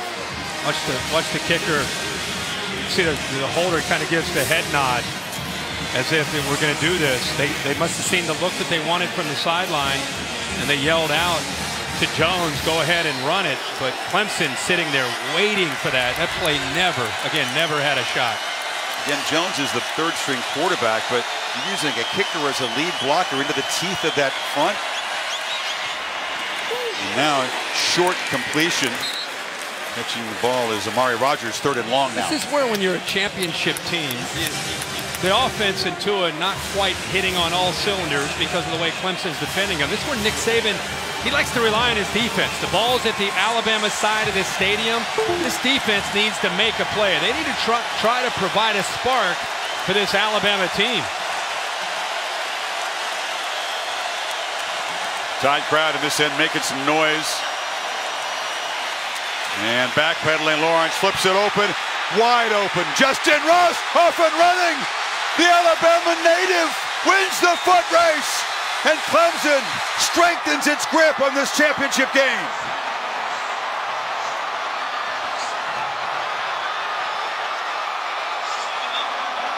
"74 yards.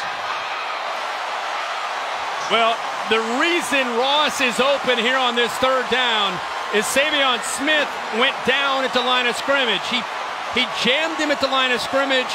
Justin Ross pushed him.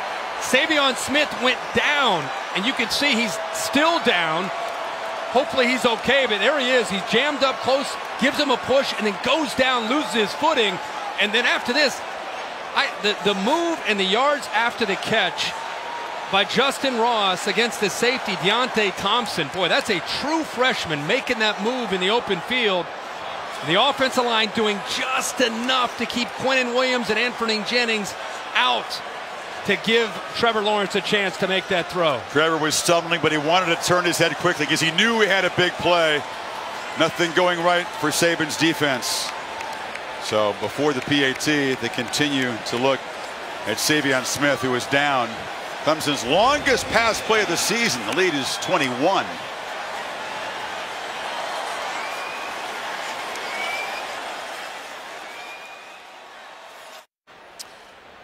Alabama corner Savion Smith, whose stumble created career sailing for Ross, carted off. As Hugel's on for another PAT to try to stretch this to a 22-point margin. Bama used 5 minutes at the start of this half and came up empty after the 13-play drive, and Lawrence strikes quickly to build the lead. Serious urgency now for Tua and the Tide. Clemson's last 4 possessions, Kirk, touchdown, touchdown, field goal, touchdown, and they scored 5 of their last 6 possessions. That's what a difference a year makes. That's another doink. Dueling missed PATs, except Hugel is reliable. Just the second one he's missed this season. Let's go back to the touchdown with Savion Smith falling at the line of scrimmage far right. Third down, and you have a freshman wide receiver. Savion Smith right at the line. You know, he's trying to jam, goes down. We don't know what the injury is, but right there, Deontay Thompson's got to be able to make that play and give Clemson a first down, but not this. He slips, loses his footing, and that gives you an idea what kind of speed Justin Ross has. At 6'4", 210, gets off of that press coverage, makes the catch. Trevor Lawrence looking at him the whole way. He knew he was going to go to Ross. He ended up seeing him wide open, and Ross does the rest after the catch. Lawrence, pretty calm reaction. 23 unanswered points for Clemson. And he missed the PAT. It's a doink for each kicker after the double doink that decided the Eagles-Bears playoff game yesterday. You try that 100 times, you couldn't do that. Justin Ross showing why his mom and his high school coach flatly refused to allow him to quit football. He wasn't having any fun. He was a freshman playing with a varsity because he's that good, but his buddies were on the JV and he wanted to quit every single day. Mom took away the cell phone. His coach just locked him in the office, put his arms across his chest, said, "Son, you got a special gift. You are not going to quit football. You're going to make a name for yourself in this sport." And he has in his freshman season.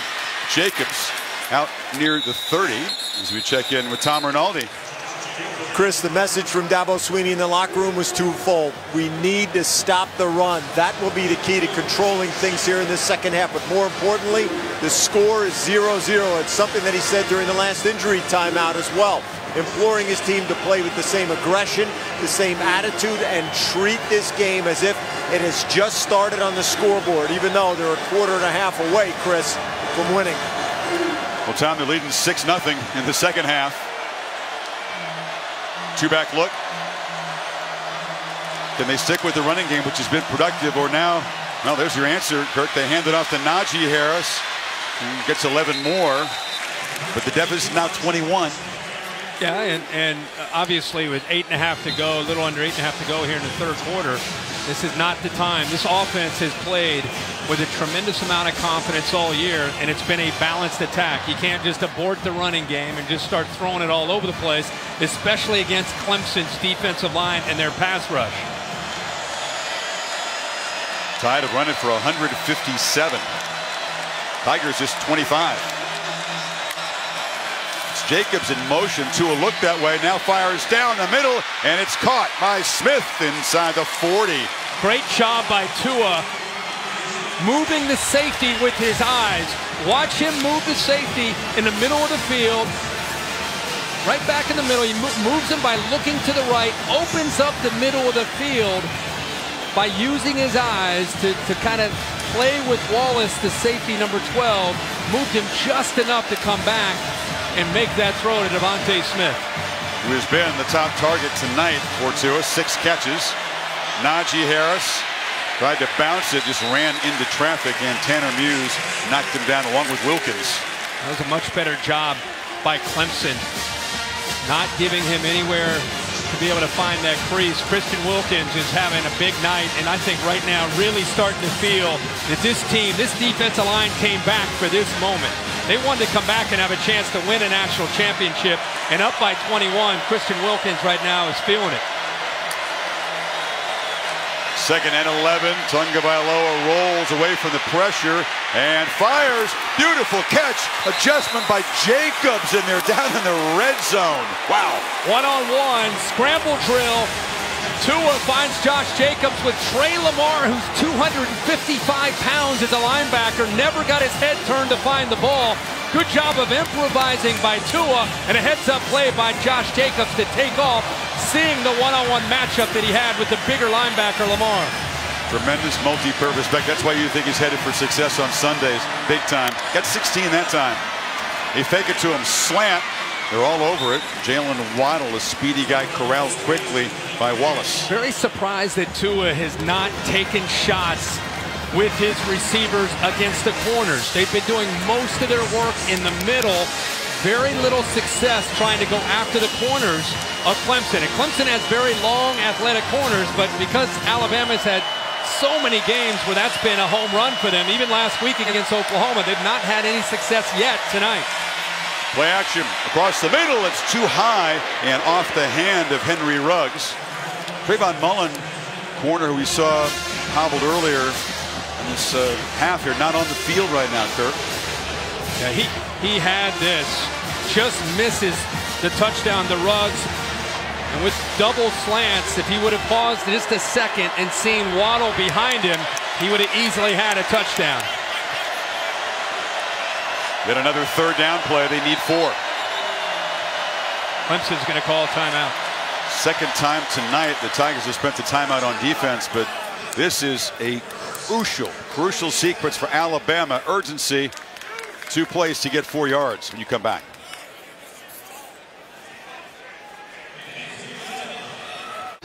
Midway 3rd quarter, and a crucial possession for Tagovailoa and the Tide offense, down by 3 scores.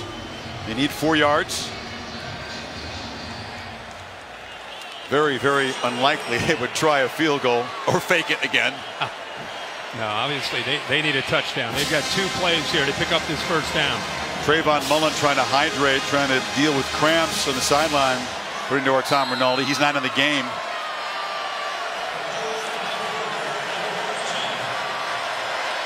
Jacobs is the back. 3 receiver look. And Tagovailoa fires far side, inaccurate throw. Judy claiming he was held out of the break by Terrell. No flag, and now another crucial 4th down. Yeah, it was early in the route. I think he grabbed a hold of him. Watch 8 right there. Grabs the jersey without a doubt. Both hands. Grabbed the jersey in the front, grabbed the jersey in the back, right in front of Nick Saban in Alabama. Could not believe that a couple of those officials right in front of him didn't see it. Should be a 1st down for Alabama. Instead, a humongous play midway 3rd. There's 3 or 4 so far on 4th down. Big field goal counts in that. Tua, they pick up the blitz. Can he scramble for it? Got a ways to go. Makes a cut. Shows the toughness. The spot will decide it. Maybe just short. The Tigers have held as Tagovailoa tried to weave his way through heavy traffic, and Tanner Muse stopped him. Well, this time Alabama picked up the blitz, but he is going to be short. Good coverage downfield. He's going to try to, as you said, Chris, that second, third effort trying to reach, but a big hit by Tanner Muse right at the end prevents him from being able to reach out and make that first down. Terrell came on the blitz, picked up by Josh Jacobs, but nobody to throw the ball to. And again, you've got to give Brent Venables and his Clemson defense a lot of credit for dialing up the right pressures at the right time. Talked to Muse the other day. He's a safety that loves the run support Phil. In coverage, he's not the greatest guy. He knows that. But that kind of play, stepping up, making a big hit in the quarterback to get your offense the football back in a championship game, huge. So both Bama drives in the second half, Kirk, turnover on downs. Yeah, last two times Alabama's had the ball deep into Clemson territory. Obviously down like this, they're thinking about coming up with a touchdown. See the corner blitz from the left. Josh Jacobs picks him up. Christian Wilkins being able to penetrate two offensive linemen, forces Tua out of the pocket.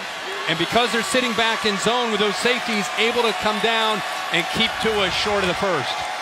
They've used more than 8 minutes of clock time on those two empty drives. And now Lawrence working the sideline, and Terrell and coming back to make the catch is DeAndre Overton, first down.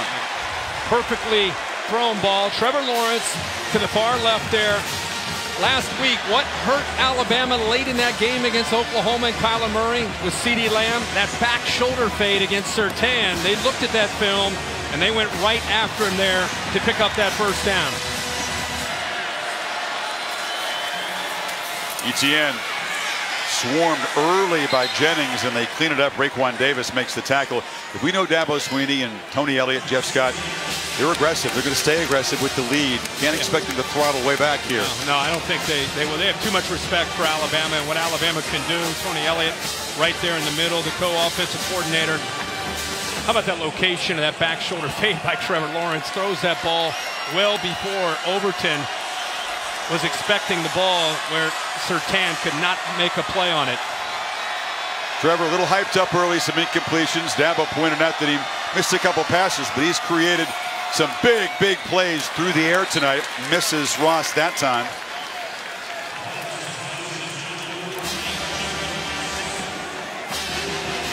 That's 15 years. Two guys who have been #1 rated prospect at Bama have left the state. Jameis Winston and Ross. They don't get away often. What a difference a year makes in the Clemson passing game. Remember this game last year? Sure. Clemson couldn't throw the ball at all. I think they threw for about 124 yards last year. Nothing downfield at all. Nothing downfield. Sacked 5 times. They couldn't get the ball downfield. What a different story this year. 3rd and 13. Lawrence just launches. Freshman versus freshman. And Ross makes a catch on the far sideline. A brilliant juggling catch as he beat Josh Jobe. How about the touch on this throw? Going up against Jobe, who's an incredibly talented true freshman, hasn't played a lot of ball, pretty good coverage, but the location of the ball up and over the shoulder of Jobe, and there's the focus by the freshman Ross to haul that in for a big play for the Clemson offense. Got 37 on that 3rd and long. Look out. Just talked about their vertical passing game, having it this year, missing it last year, the difference in this offense.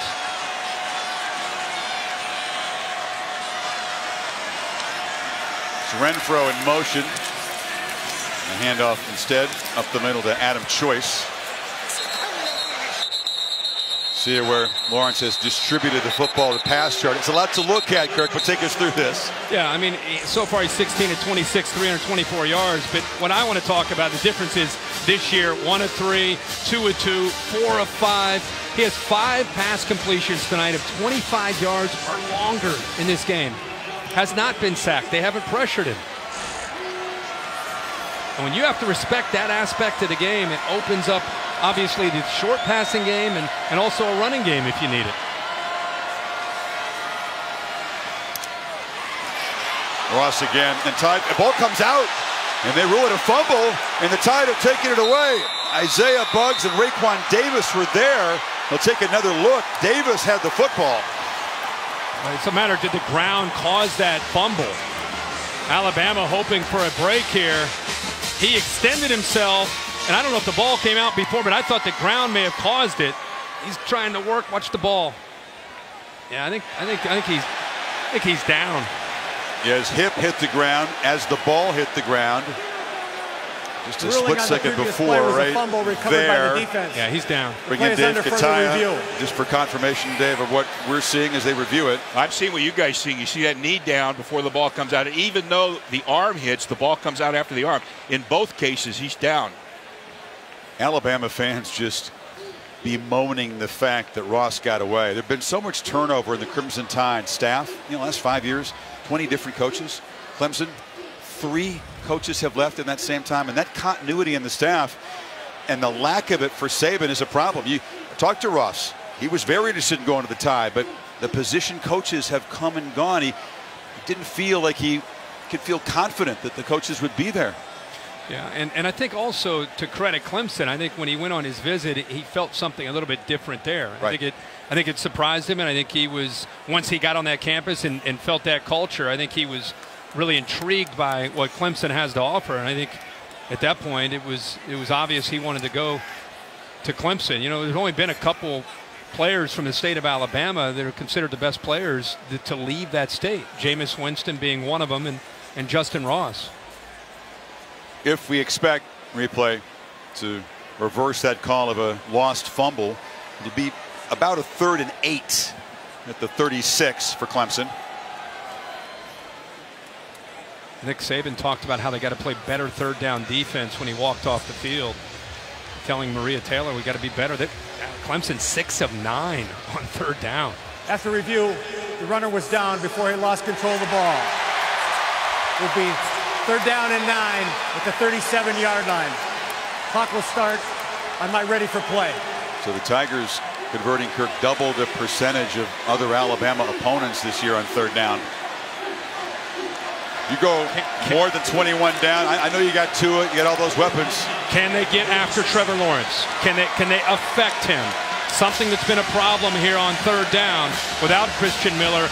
Keep talking about how Dylan Moses, you'll see him on the right side of the defense lined up, trying to help, trying to get a pass rush in.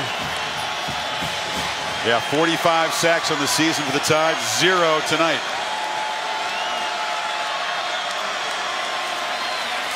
They bring 5. Lawrence picks up the blitz, delivers, and is that another circus catch by Ross? Wow!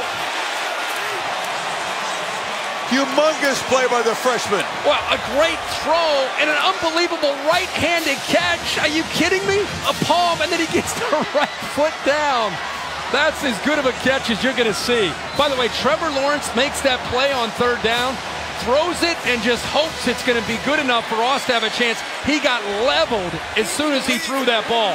That's big time. Saban jogs down and makes a case to the officials, and Bama will spend a timeout on defense. Last thing you want to do, 21 down, is burn a timeout on defense, but he's got to get his guys regrouped. No question about it. I want to go back to a great catch, but I love to see a young quarterback. Look at his eyes. He knows where he's going to go.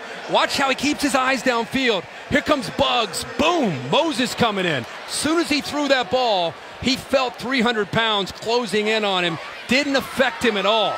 Kept his eyes, takes the hit, and gives Ross a chance to make that play downfield. Justin Ross at 6'4", long arm. What's his catch rate? He's about 12 feet? Yeah. I mean, that was beautiful. Up in the air, right hand, right foot. And a kid who's 19 years old, was in high school a year ago, is taking Alabama's defense to school and smiling about it on the sidelines. Look, there's work to be done. It takes a lot to finish off the Tide, but Bama's 2 possessions in the third quarter have produced some yards, but no points. 2 stops on downs. And Clemson, if they get this to 28, I know 2 is good, but it's deep trouble. After review, the ruling on the field is confirmed. Was a catch, first down Clemson. There was no doubt about that. Ross said, I had that all the way.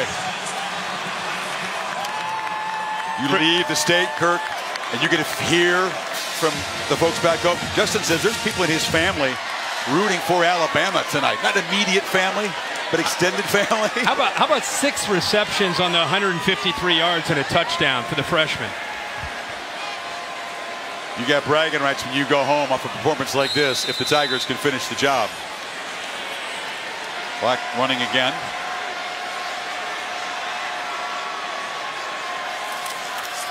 Etienne gets a block and makes a cut down right near the 10-yard line. It'll be 1st and goal, Clemson. You know, you think about your defender, and Lawrence is back there throwing the ball. He's 342 yards, throwing, and just when you start to get caught up in trying to get a pass rush, here comes Travis Etienne around the corner to keep you honest for some quick yards and a 1st down. Haven't done much with the running game. It's just been a change of pace. Feaster in on 1st and goal. And they feed Feaster. He knocked down at the 5. Etienne twisting his ankle at the end of that last run. Walks slowly to the sidelines. Yeah, left ankle as he planted it. And looked painful. Travis has run for 2, caught a touchdown pass tonight. Broke a conference record with that touchdown total. It's Feaster to the right of Lawrence. And quarterback faked the pop pass, kept it, and got smacked by Moses. A lot going on there. The jet sweep, faking that, faking the pitch, and then keeping it. And Alabama staying home. Quentin Williams staying home, leading the way there. Not giving up here, still trying to fight here as the closing seconds to this 3rd quarter. They've used almost 5 minutes of clock. They've moved it 84 yards in 11 plays. An effective drive even if they can't find the end zone. 3rd and goal.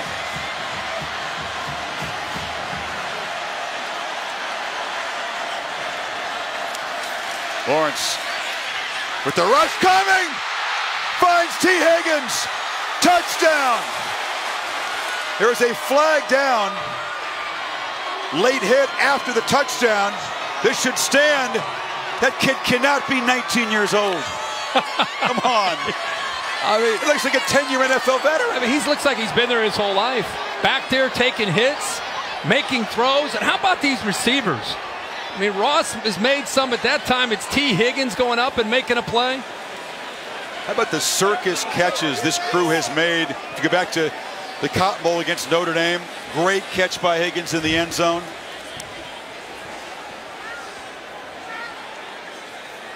There's Mike Cannon with the explanation. It is a touchdown. And a personal foul late hit after the score. And we'll go back and take a peek at this, but what made it really stand out was that they went over the top of Mack Wilson. And that's why the ball was a little bit high, and Higgins had to go up and climb the ladder to make that play. This duel between young quarterback prodigies, controlled by Trevor Lawrence, who checked out that touchdown pass, and the catch with the jumbotron just said, wow. 347 yards and 3 touchdowns for the true freshman from Cartersville, Georgia.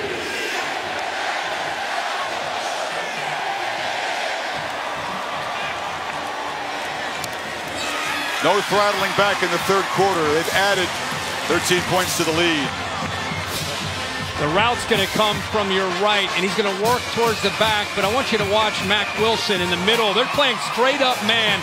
Mack Wilson's freelancing. Trevor Lawrence has to make this throw over top of Mack Wilson because of Anthony Jennings coming in. He waited as long as he could until he makes that throw. Higgins on the outside works across from the freshman Jobe and extends himself at 6'4" to go up and make that play, and that's where the personal foul came in from Jobe after the catch. Look at this throw over top of Mack Wilson, right into the fingertips of T. Higgins. Another look from the AT&T pylon cam. Just make plays, have fun. Dabo Swinney's message was pretty simple, and make history, as the Lawrence family loves it. Oh, that's awesome. And Nick Saban's defense is being eviscerated. Keep in mind, I mean, again, we keep saying that Trevor Lawrence is a true freshman. He's playing 2 more years of college football. Can you imagine what he'll look like in 2 years?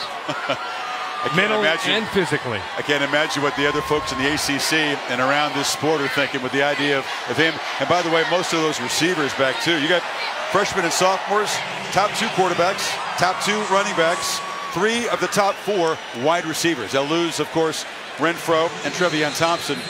Yeah, they're not going anywhere. There's people that were frustrated about Alabama and Clemson. You know, these teams aren't going anywhere. Clemson's right there right now with Alabama over these last 4 years. There's a full 4th quarter to come, but a 4-touchdown deficit. Touchback after the penalty moved the kickoff up near midfield. Our first UFC Fight Night card on ESPN Plus coming up Saturday, January 19th. Main event bout, 10 o'clock Eastern, 7 Pacific. Bantamweight champ TJ Dillashaw moving down in weights. Henry Cejudo is the opponent. Start your free trial today by downloading the ESPN app.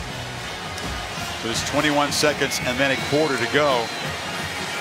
What can Tua do to begin to chip away at this lead? 2 touchdowns and also those 2 interceptions that were cashed in by the Tigers. It's a deep shot for Smith. He's well guarded, and that was overthrown. Miles Pinckney, another backup defensive lineman, pressured him. And Tua got hit there after he threw that ball. As soon as he let go of it, Miles Pinckney hit him and buried him into the ground. Tua got up from it, but it was probably the biggest hit he's taken all night. Remember, Dexter Lawrence out, Albert Huggins, Niles Pinckney rotating in that defensive tackle spot opposite of Christian Wilkins. And it's batted down at the line. Kendall Joseph was there. Muse may have gotten the hand up. It'll be 3rd and 10. I think everybody may be visiting Brent Venables from the SEC in the offseason, asking him about how do you stop Tua? Because the players are making plays, but I'm going to tell you, they're in position to make plays thanks to this plan that Brent Venables has put together. He's waiting until the last second on a lot of his blitzes. He's mixing up coverages. He's making Tua, I've never seen it all year, where he's uncomfortable the entire game like this. There may be a series or 2, but not an entire game.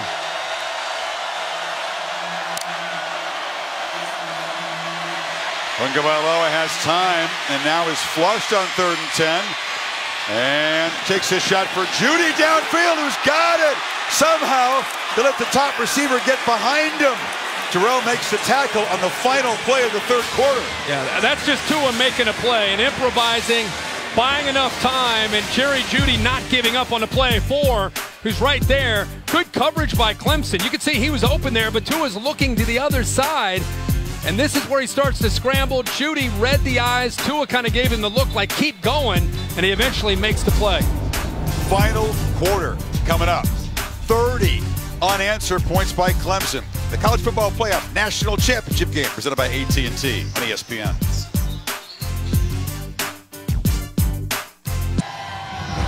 Welcome back for the 4th quarter. College Football Playoff National Championship game presented by AT&T. Clemson Tigers have 15 minutes to protect a 4-touchdown lead to secure their 2nd national title in the last 3 years. After a 48-yard play to end the 3rd quarter.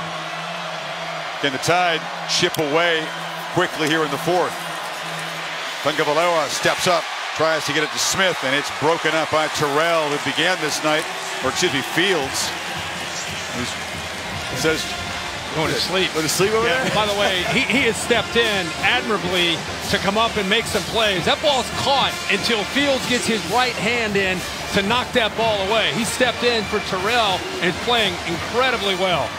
Trayvon Mullen over there with a cramp. 2 jumping into the fray. He is a senior in his last go-around, part of this decorated and accomplished senior class.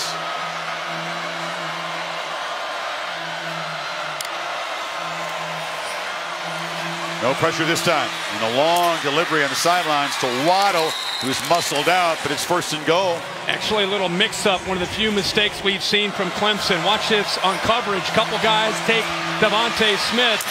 Tua recognized it right at the line of scrimmage. Just waited until there was separation from Waddle where he got out and be able to pick up some big yards. Alabama needs a little bit of urgency, not just trying to get a touchdown, but they need to move a little bit quicker.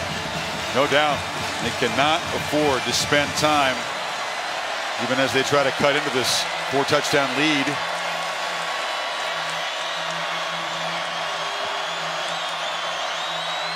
Devontae Smith wanted Waddle away from him. Create one-on-one chance. Harris out of the backfield makes the grab, turns the corner, can't quite tightrope inside the pylon. Xavier Thomas, big defensive end, was in coverage. They'll spot the ball at the 1. And Damian Harris trying to extend the ball, stay in bounds. He's just pushed just barely out of bounds here as he tried to extend it by Thomas. At least he did go out of bounds to stop the clock for a moment. 3 tight ends for the Tide. And Matt Womack in as a bonus offensive lineman. It has not been easy down here against the Tigers tonight. Damian Harris fighting, but not getting there. Boy, Kendall Joseph filled that hole beautifully. The middle linebacker, that's what you're supposed to do. Down near the goal line, 34. Everybody else has a hat on a hat. 34 right there, able to make that play against a physical runner in Damian Harris. And the best part about that for Clemson is that clock keeps churning. That battle of 34 is won by the guy in the white jersey. Pure power formation. The tight end Smith lined up at fullback. Damian Harris knocked down. Great penetration by Christian Wilkins. Nothing coming easy. They are not giving up an inch. You want to see why Christian Wilkins is an All-American? Watch how quick he is and watch the awareness to know where this ball is. He's fighting through that right guard, Leatherwood, and comes up and submarines Damian Harris. He didn't even know what hit him. These guys have waited to get to this moment. After losing to Alabama last year, all wanted to come back for a chance at Alabama and a chance to win a national title. It's just about ball game. If they can keep the Tide out of the end zone. 4th down 4 scores.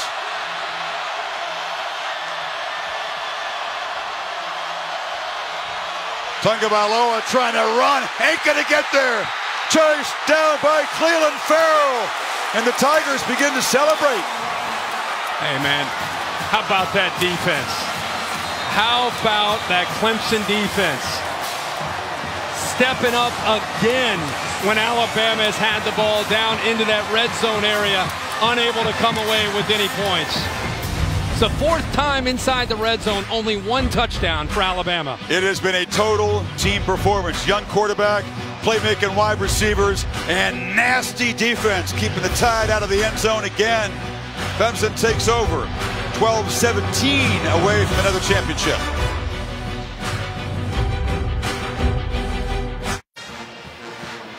Something you have never seen in Nick Saban's Alabama career. His Crimson Tide team being routed. 0 for 3 on 4th down.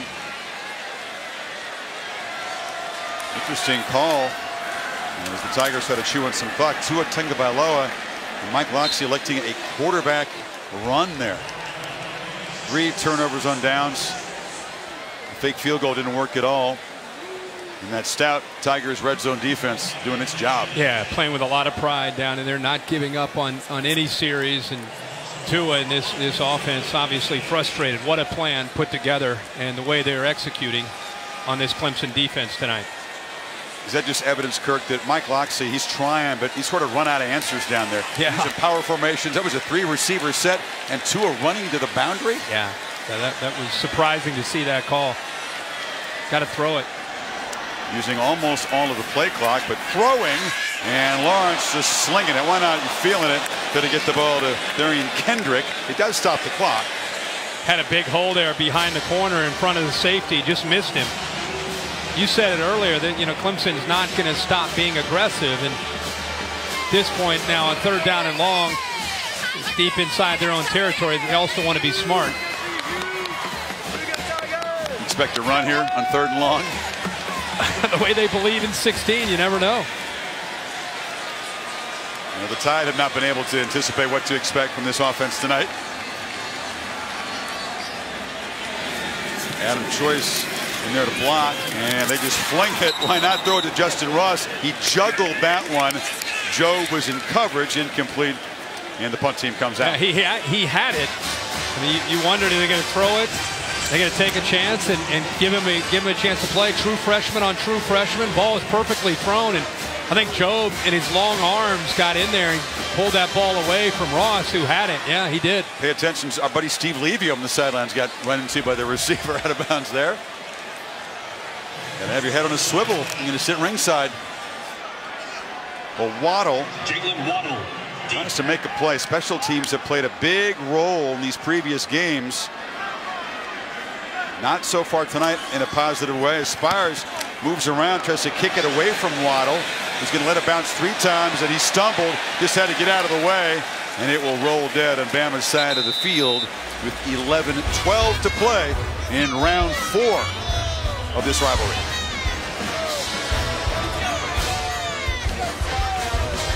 The College Football Playoff National Championship game is presented by AT&T. More for your thing. That's our thing. And in part by Allstate, reminding you that football season is mayhem. And Dos Equis. Keep it interessante. Please enjoy Dos Equis responsibly. Interesting looks here in Santa Clara tonight, and the folks in orange are all smiles. For this season, for every field goal and extra point made by participating universities, Allstate will make a contribution to the university's general scholarship fund. Thank you, Allstate. Tide and the football back. They have not been able to score in the second half here, and after the first quarter, only a field goal as Jalen Hurts comes off the bench. These two have finished. You took a quick look at that hand, or is this just to let him catch his breath and give Jalen Hurts a chance to spark this team? I think Jalen will more than likely finish it off. It's just been a rough night for Tua and the Alabama offense. Why not give Jalen Hurts, after everything he's been through, give him 11 minutes to play football here. Against Georgia, engineered 2 touchdown drives. That dramatic comeback after Tagovailoa was finally forced from the game. Had a touchdown pass, had a touchdown run to eventually win it. An incredible Hollywood-like script unfolding in the same building where he was pulled at the halftime of last year's championship game. Yeah, I mean, the way he stepped up and played in that game against Georgia said a lot about his maturity and his approach and the way he delivered for his teammates. And he's going to be corralled by Wilkins and sacked back inside the 45. Yeah, that ball came out. Alabama got on top of it, but he's looking at, remember, this is the area that he's trying to grow. Look at Christian Wilkins, by the way. He's being held. There's 2 offensive linemen trying to keep him out. You see the ball out. Christian Wilkins, by the way, when you come back for a reason and it's a reality right in front of your eyes, you're not going to let up. Whether you're down 40 or up 40, you're just going to keep going. And if you want to watch a guy, watch 42 in the middle. You're right, though. That was the second fumble by a Tide quarterback that the offensive line recovered. 3rd and 14, low snap. Hurts scrambling for his life, turns and makes a throw. It's low and incomplete. Ruggs couldn't go down and get it. Terrell in coverage, 4th and 14. You know, we put a lot on Tua tonight, but I think you also have to put a lot on the offensive line. That was a bear look, meaning that they covered up the center and the 2 guards. And Brent Venables has unloaded everything in his arsenal to try to confuse the Alabama offensive line, and has done a great job of it. Again, as soon as Jalen Hurts gets the ball, he's running out of there because of the confusion up front. Venables in our meeting, Kirk, he compared the challenge to stop at Bama to those USC offenses back in 04-05. He's with Oklahoma, and the Trojans gave him a long night that time. Much better result for Venables tonight, would you say?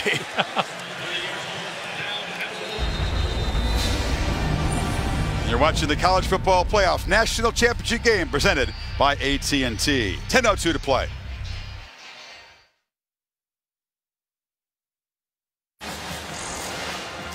Well, Clemson closing in on their 3rd national championship in the poll era. Dabo Swinney can win his 2nd title before his 50th birthday. And he'll join Saban as the only two active coaches with multiple championships. But the first title victory a couple of years ago, it was achieved in a narrow win, come from behind with 1 second to go.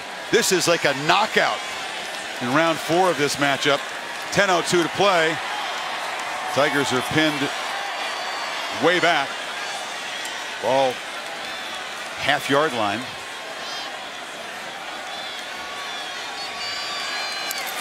Etienne has only been tackled behind the line for 11 yards lost all season long. Blues out. Capital and rewarding performance, Kurt. Yep, Trevor Lawrence has been on tonight. The true freshman, 19 of 31, making great reads, toughness, being able to throw with accuracy over top of that corner in front of the safety. There's the toughness over top of Mac Wilson. A little bit of everything. Also has thrown 19 passes, 8 different receivers on those completions. At least 2 more years for this quarterback, and at least 2 more years for Justin Ross, his top target tonight. Etienne is a sophomore.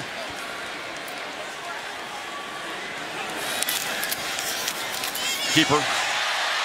And he shows the toughness again. Just a late slide before McKinney got him. Yeah, Dabo Sweeney's excited about this team, even though you're going to lose some great players on that defensive line. See the 19 of 31, mentioned how he's hit 8 different wide receivers.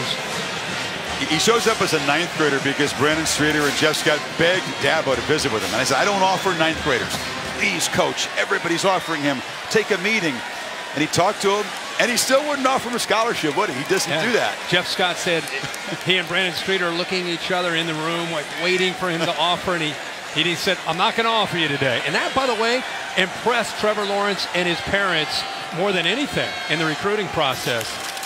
In this 3rd and 1, Etienne's going to get it. Yeah, he felt very much at home. He said this week that faith is as important to him as anything. There you see his family. Football doesn't define him. His life's not going to be geared around a scoreboard. I don't think he found a kindred spirit in Dabo Sweeney in that regard. Yeah, without a doubt, I think that's a big part of what he found. I keep talking about the culture at Clemson, and that's a big part of it. You know, Dabo Sweeney has really built his program in a very different way from many of the programs around the country, and I think players gravitate towards that. They want to be a part of it. You can have fun and win championships. It's a lot to offer. Etienne bouncing around, pinballing, but can't escape heavy traffic. You know, Dabo Sweeney has a saying, serve their hearts, not their talents. And I think a lot of players, they really feel that. I mean, he's tough on them.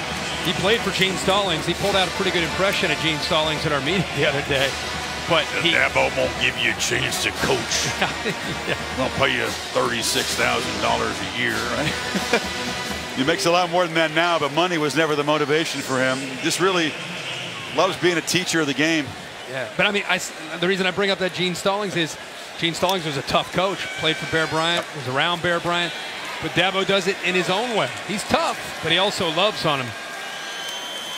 Etienne out of the 2-back look. Makes a cut. Etienne in the clear. And finally, as they close in and run him out in Tide territory, Dylan Moses saved the touchdown. Yeah, what great vision by Etienne. Play is designed up the middle. He sees grass to the left, bounces outside. Boy, poor effort there by Isaiah Buggs. He's either tired or injured, but inexcusable there. He just bounced right, walked right around Isaiah Buggs, and was able to pick up huge yards into that secondary. Now, we have seen Alabama bully people for a decade. You're sensing a little capitulation in the Crimson Tide right now.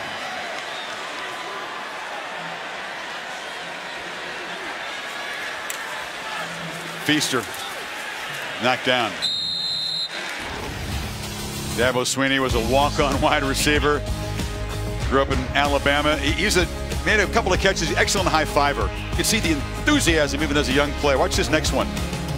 Makes the catch, takes a hit. Looking for somebody to high five. There you go. I love it. Then he was hired, as you said, by Stallings as his assistant. Saban offered him a job. When he first got to Alabama, this was not a Crimson Tide juggernaut. Dabo had to listen to great coach respectfully, but would not be on this career path if he hadn't trusted his gut and stayed at Clemson. I think it's worked out pretty well for him.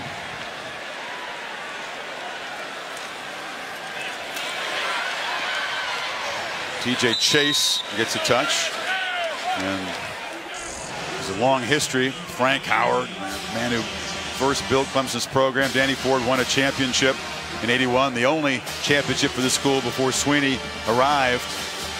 Got 3 assistants, also Alabama grads on the staff. I think it's time for people around the country, if you haven't yet respected that Paul, this Clemson Tiger program, as being the upper tier. His senior class are 55-4, 2 national championships, made the playoffs every year. I mean, this program has not only arrived, they've been around for a while. But especially it's been the last 4 years, as Lawrence just shows more toughness. He's not backing down at all. They're up 4 scores, and the freshman's still in there colliding with defenders. Another first down. Well, Clemson's not letting up. Alabama, I think, defeated mentally, not just physically. And Trevor Lawrence is saying, if you're not going to tackle, I'll run right over top of you. To me, when Clemson's program changed and went to a different level with 2012, when they played a good LSU team in a bowl game, in a Peach Bowl, and beat them on a last-second field goal, from that point on, they've become a different program at a whole different level. I think the next year they won the ACC championship. Giving the veteran backs a chance. Adam Choice and Tavian Feaster are in the game. The other side of this is that Alabama unthinkably has been crushed. Did you ever think you'd see a Nick Saban team beaten down like this in a championship game? I don't think anybody watching right now ever expects an Alabama team to lose 44-16. It's a knockout punch. I said at a break, it almost gives you that feeling when Mike Tyson lost to Buster Douglas in the way when he went down. You just remembered it because you were so surprised. Yeah, people thought Clemson could win tonight, but in a potential shootout in a close game, not a blowout. It's Will Sweeney, the coach's son, who came in motion, but Lawrence is just keeping the football. And he's still willing to take a beating to move the sticks yet again. Again, he's 6'6", 215. I mean, you better tackle him. And he's running with some confidence right now. So he's 20 of 32 for 347 yards. Curtain call for the O-line. Absolutely. How about that? Mitch Hyatt, the senior's 57th start. That's a Clemson record. Big bear hug from Gage Cervenka, who'll be the center next year. Going to have 4 senior offensive linemen and a very talented, he'll be a sophomore, Jackson Carman. Those will be the guys in front of Lawrence and all those young playmakers next year. Love how he pulled them off, almost as you said, give him a curtain call. And now Clemson's going to call a timeout and get as many reserves in as they can. The Tide faithful have headed for the exits. Clemson folks partying 2:45 away from a title.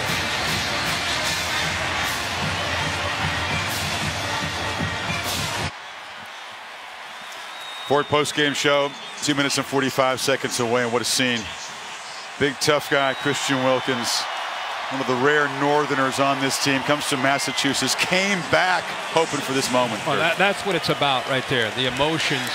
You make a decision and pass on the NFL to come back and chase a dream with your brothers. That's what it's about when it's realized. Great to see Christian Wilkins and this defense and this whole team climb that mountain and win it all. Curtain call for the whole offense as Chase Bryce is in to mop up. Renfrell will wrap up his Clemson career on the soft side of a big tough guy. And that is what it's all about. Hey man, careers don't get any better than that. 4 ACC titles, 2 national championships. The Campbell Award is the top scholar athlete, had at least a 3.0 in every semester of his college career. By the way, cool that Chase Bryce gets a chance to finish this game off. Go back to that Syracuse game. We talked about the mayhem moment for Clemson. Cool for him to get some reps here in the national championship after what he did that day against Syracuse. Yeah, it was Lawrence who'd been knocked from the game. They were behind. And it was that 94-yard drive, mostly done on the ground. Etienne eventually scored, but Bryce had to deliver a 4th down throw that you talked about earlier. And you do all the preparation so you can be ready when your moment arrives. And that's part of the football culture at Clemson as well. Yeah, no doubt about it. He stepped in that day, and not a whole lot of people knew much about him, and he stepped up and made those plays. You can see Christian Wilkins, man. It's almost like a year's worth of emotion that he's letting out right now. The night is Clemson's, but the other side of the coin is Bama's collapse. Couldn't do anything after halftime as Clemson just added to the lead. This drive, by the way, began at the 1-yard line. So where does Saban and the Tide go from here? Tua obviously back again. Yeah. Well, I'm sure they're going to use this as motivation going into the offseason. And this is a team that will come back with a lot of key pieces. I'm going to tell you, there are going to be a lot of teams that are going to study Brent Venables' scheme and what they did in the offseason. And not everybody has the talent that Clemson has, but you can come up with some of the scheme. Brent Venables should get a game ball. We're talking about all these players. Dabo deserves it, but boy, that defense came prepared and outplayed Alabama for 60 minutes. There's a reason why Venables makes more than $2 million a year, and he's showing you that tonight. One more 1st down.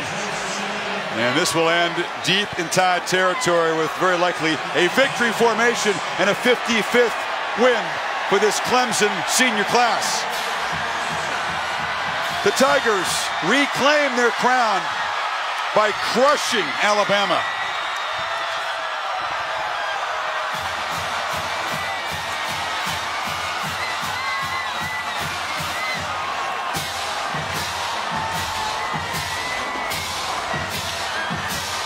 Delirium on the Clemson side as the challengers dethrone the champs. Stunned Bama players, humbled tonight here in California.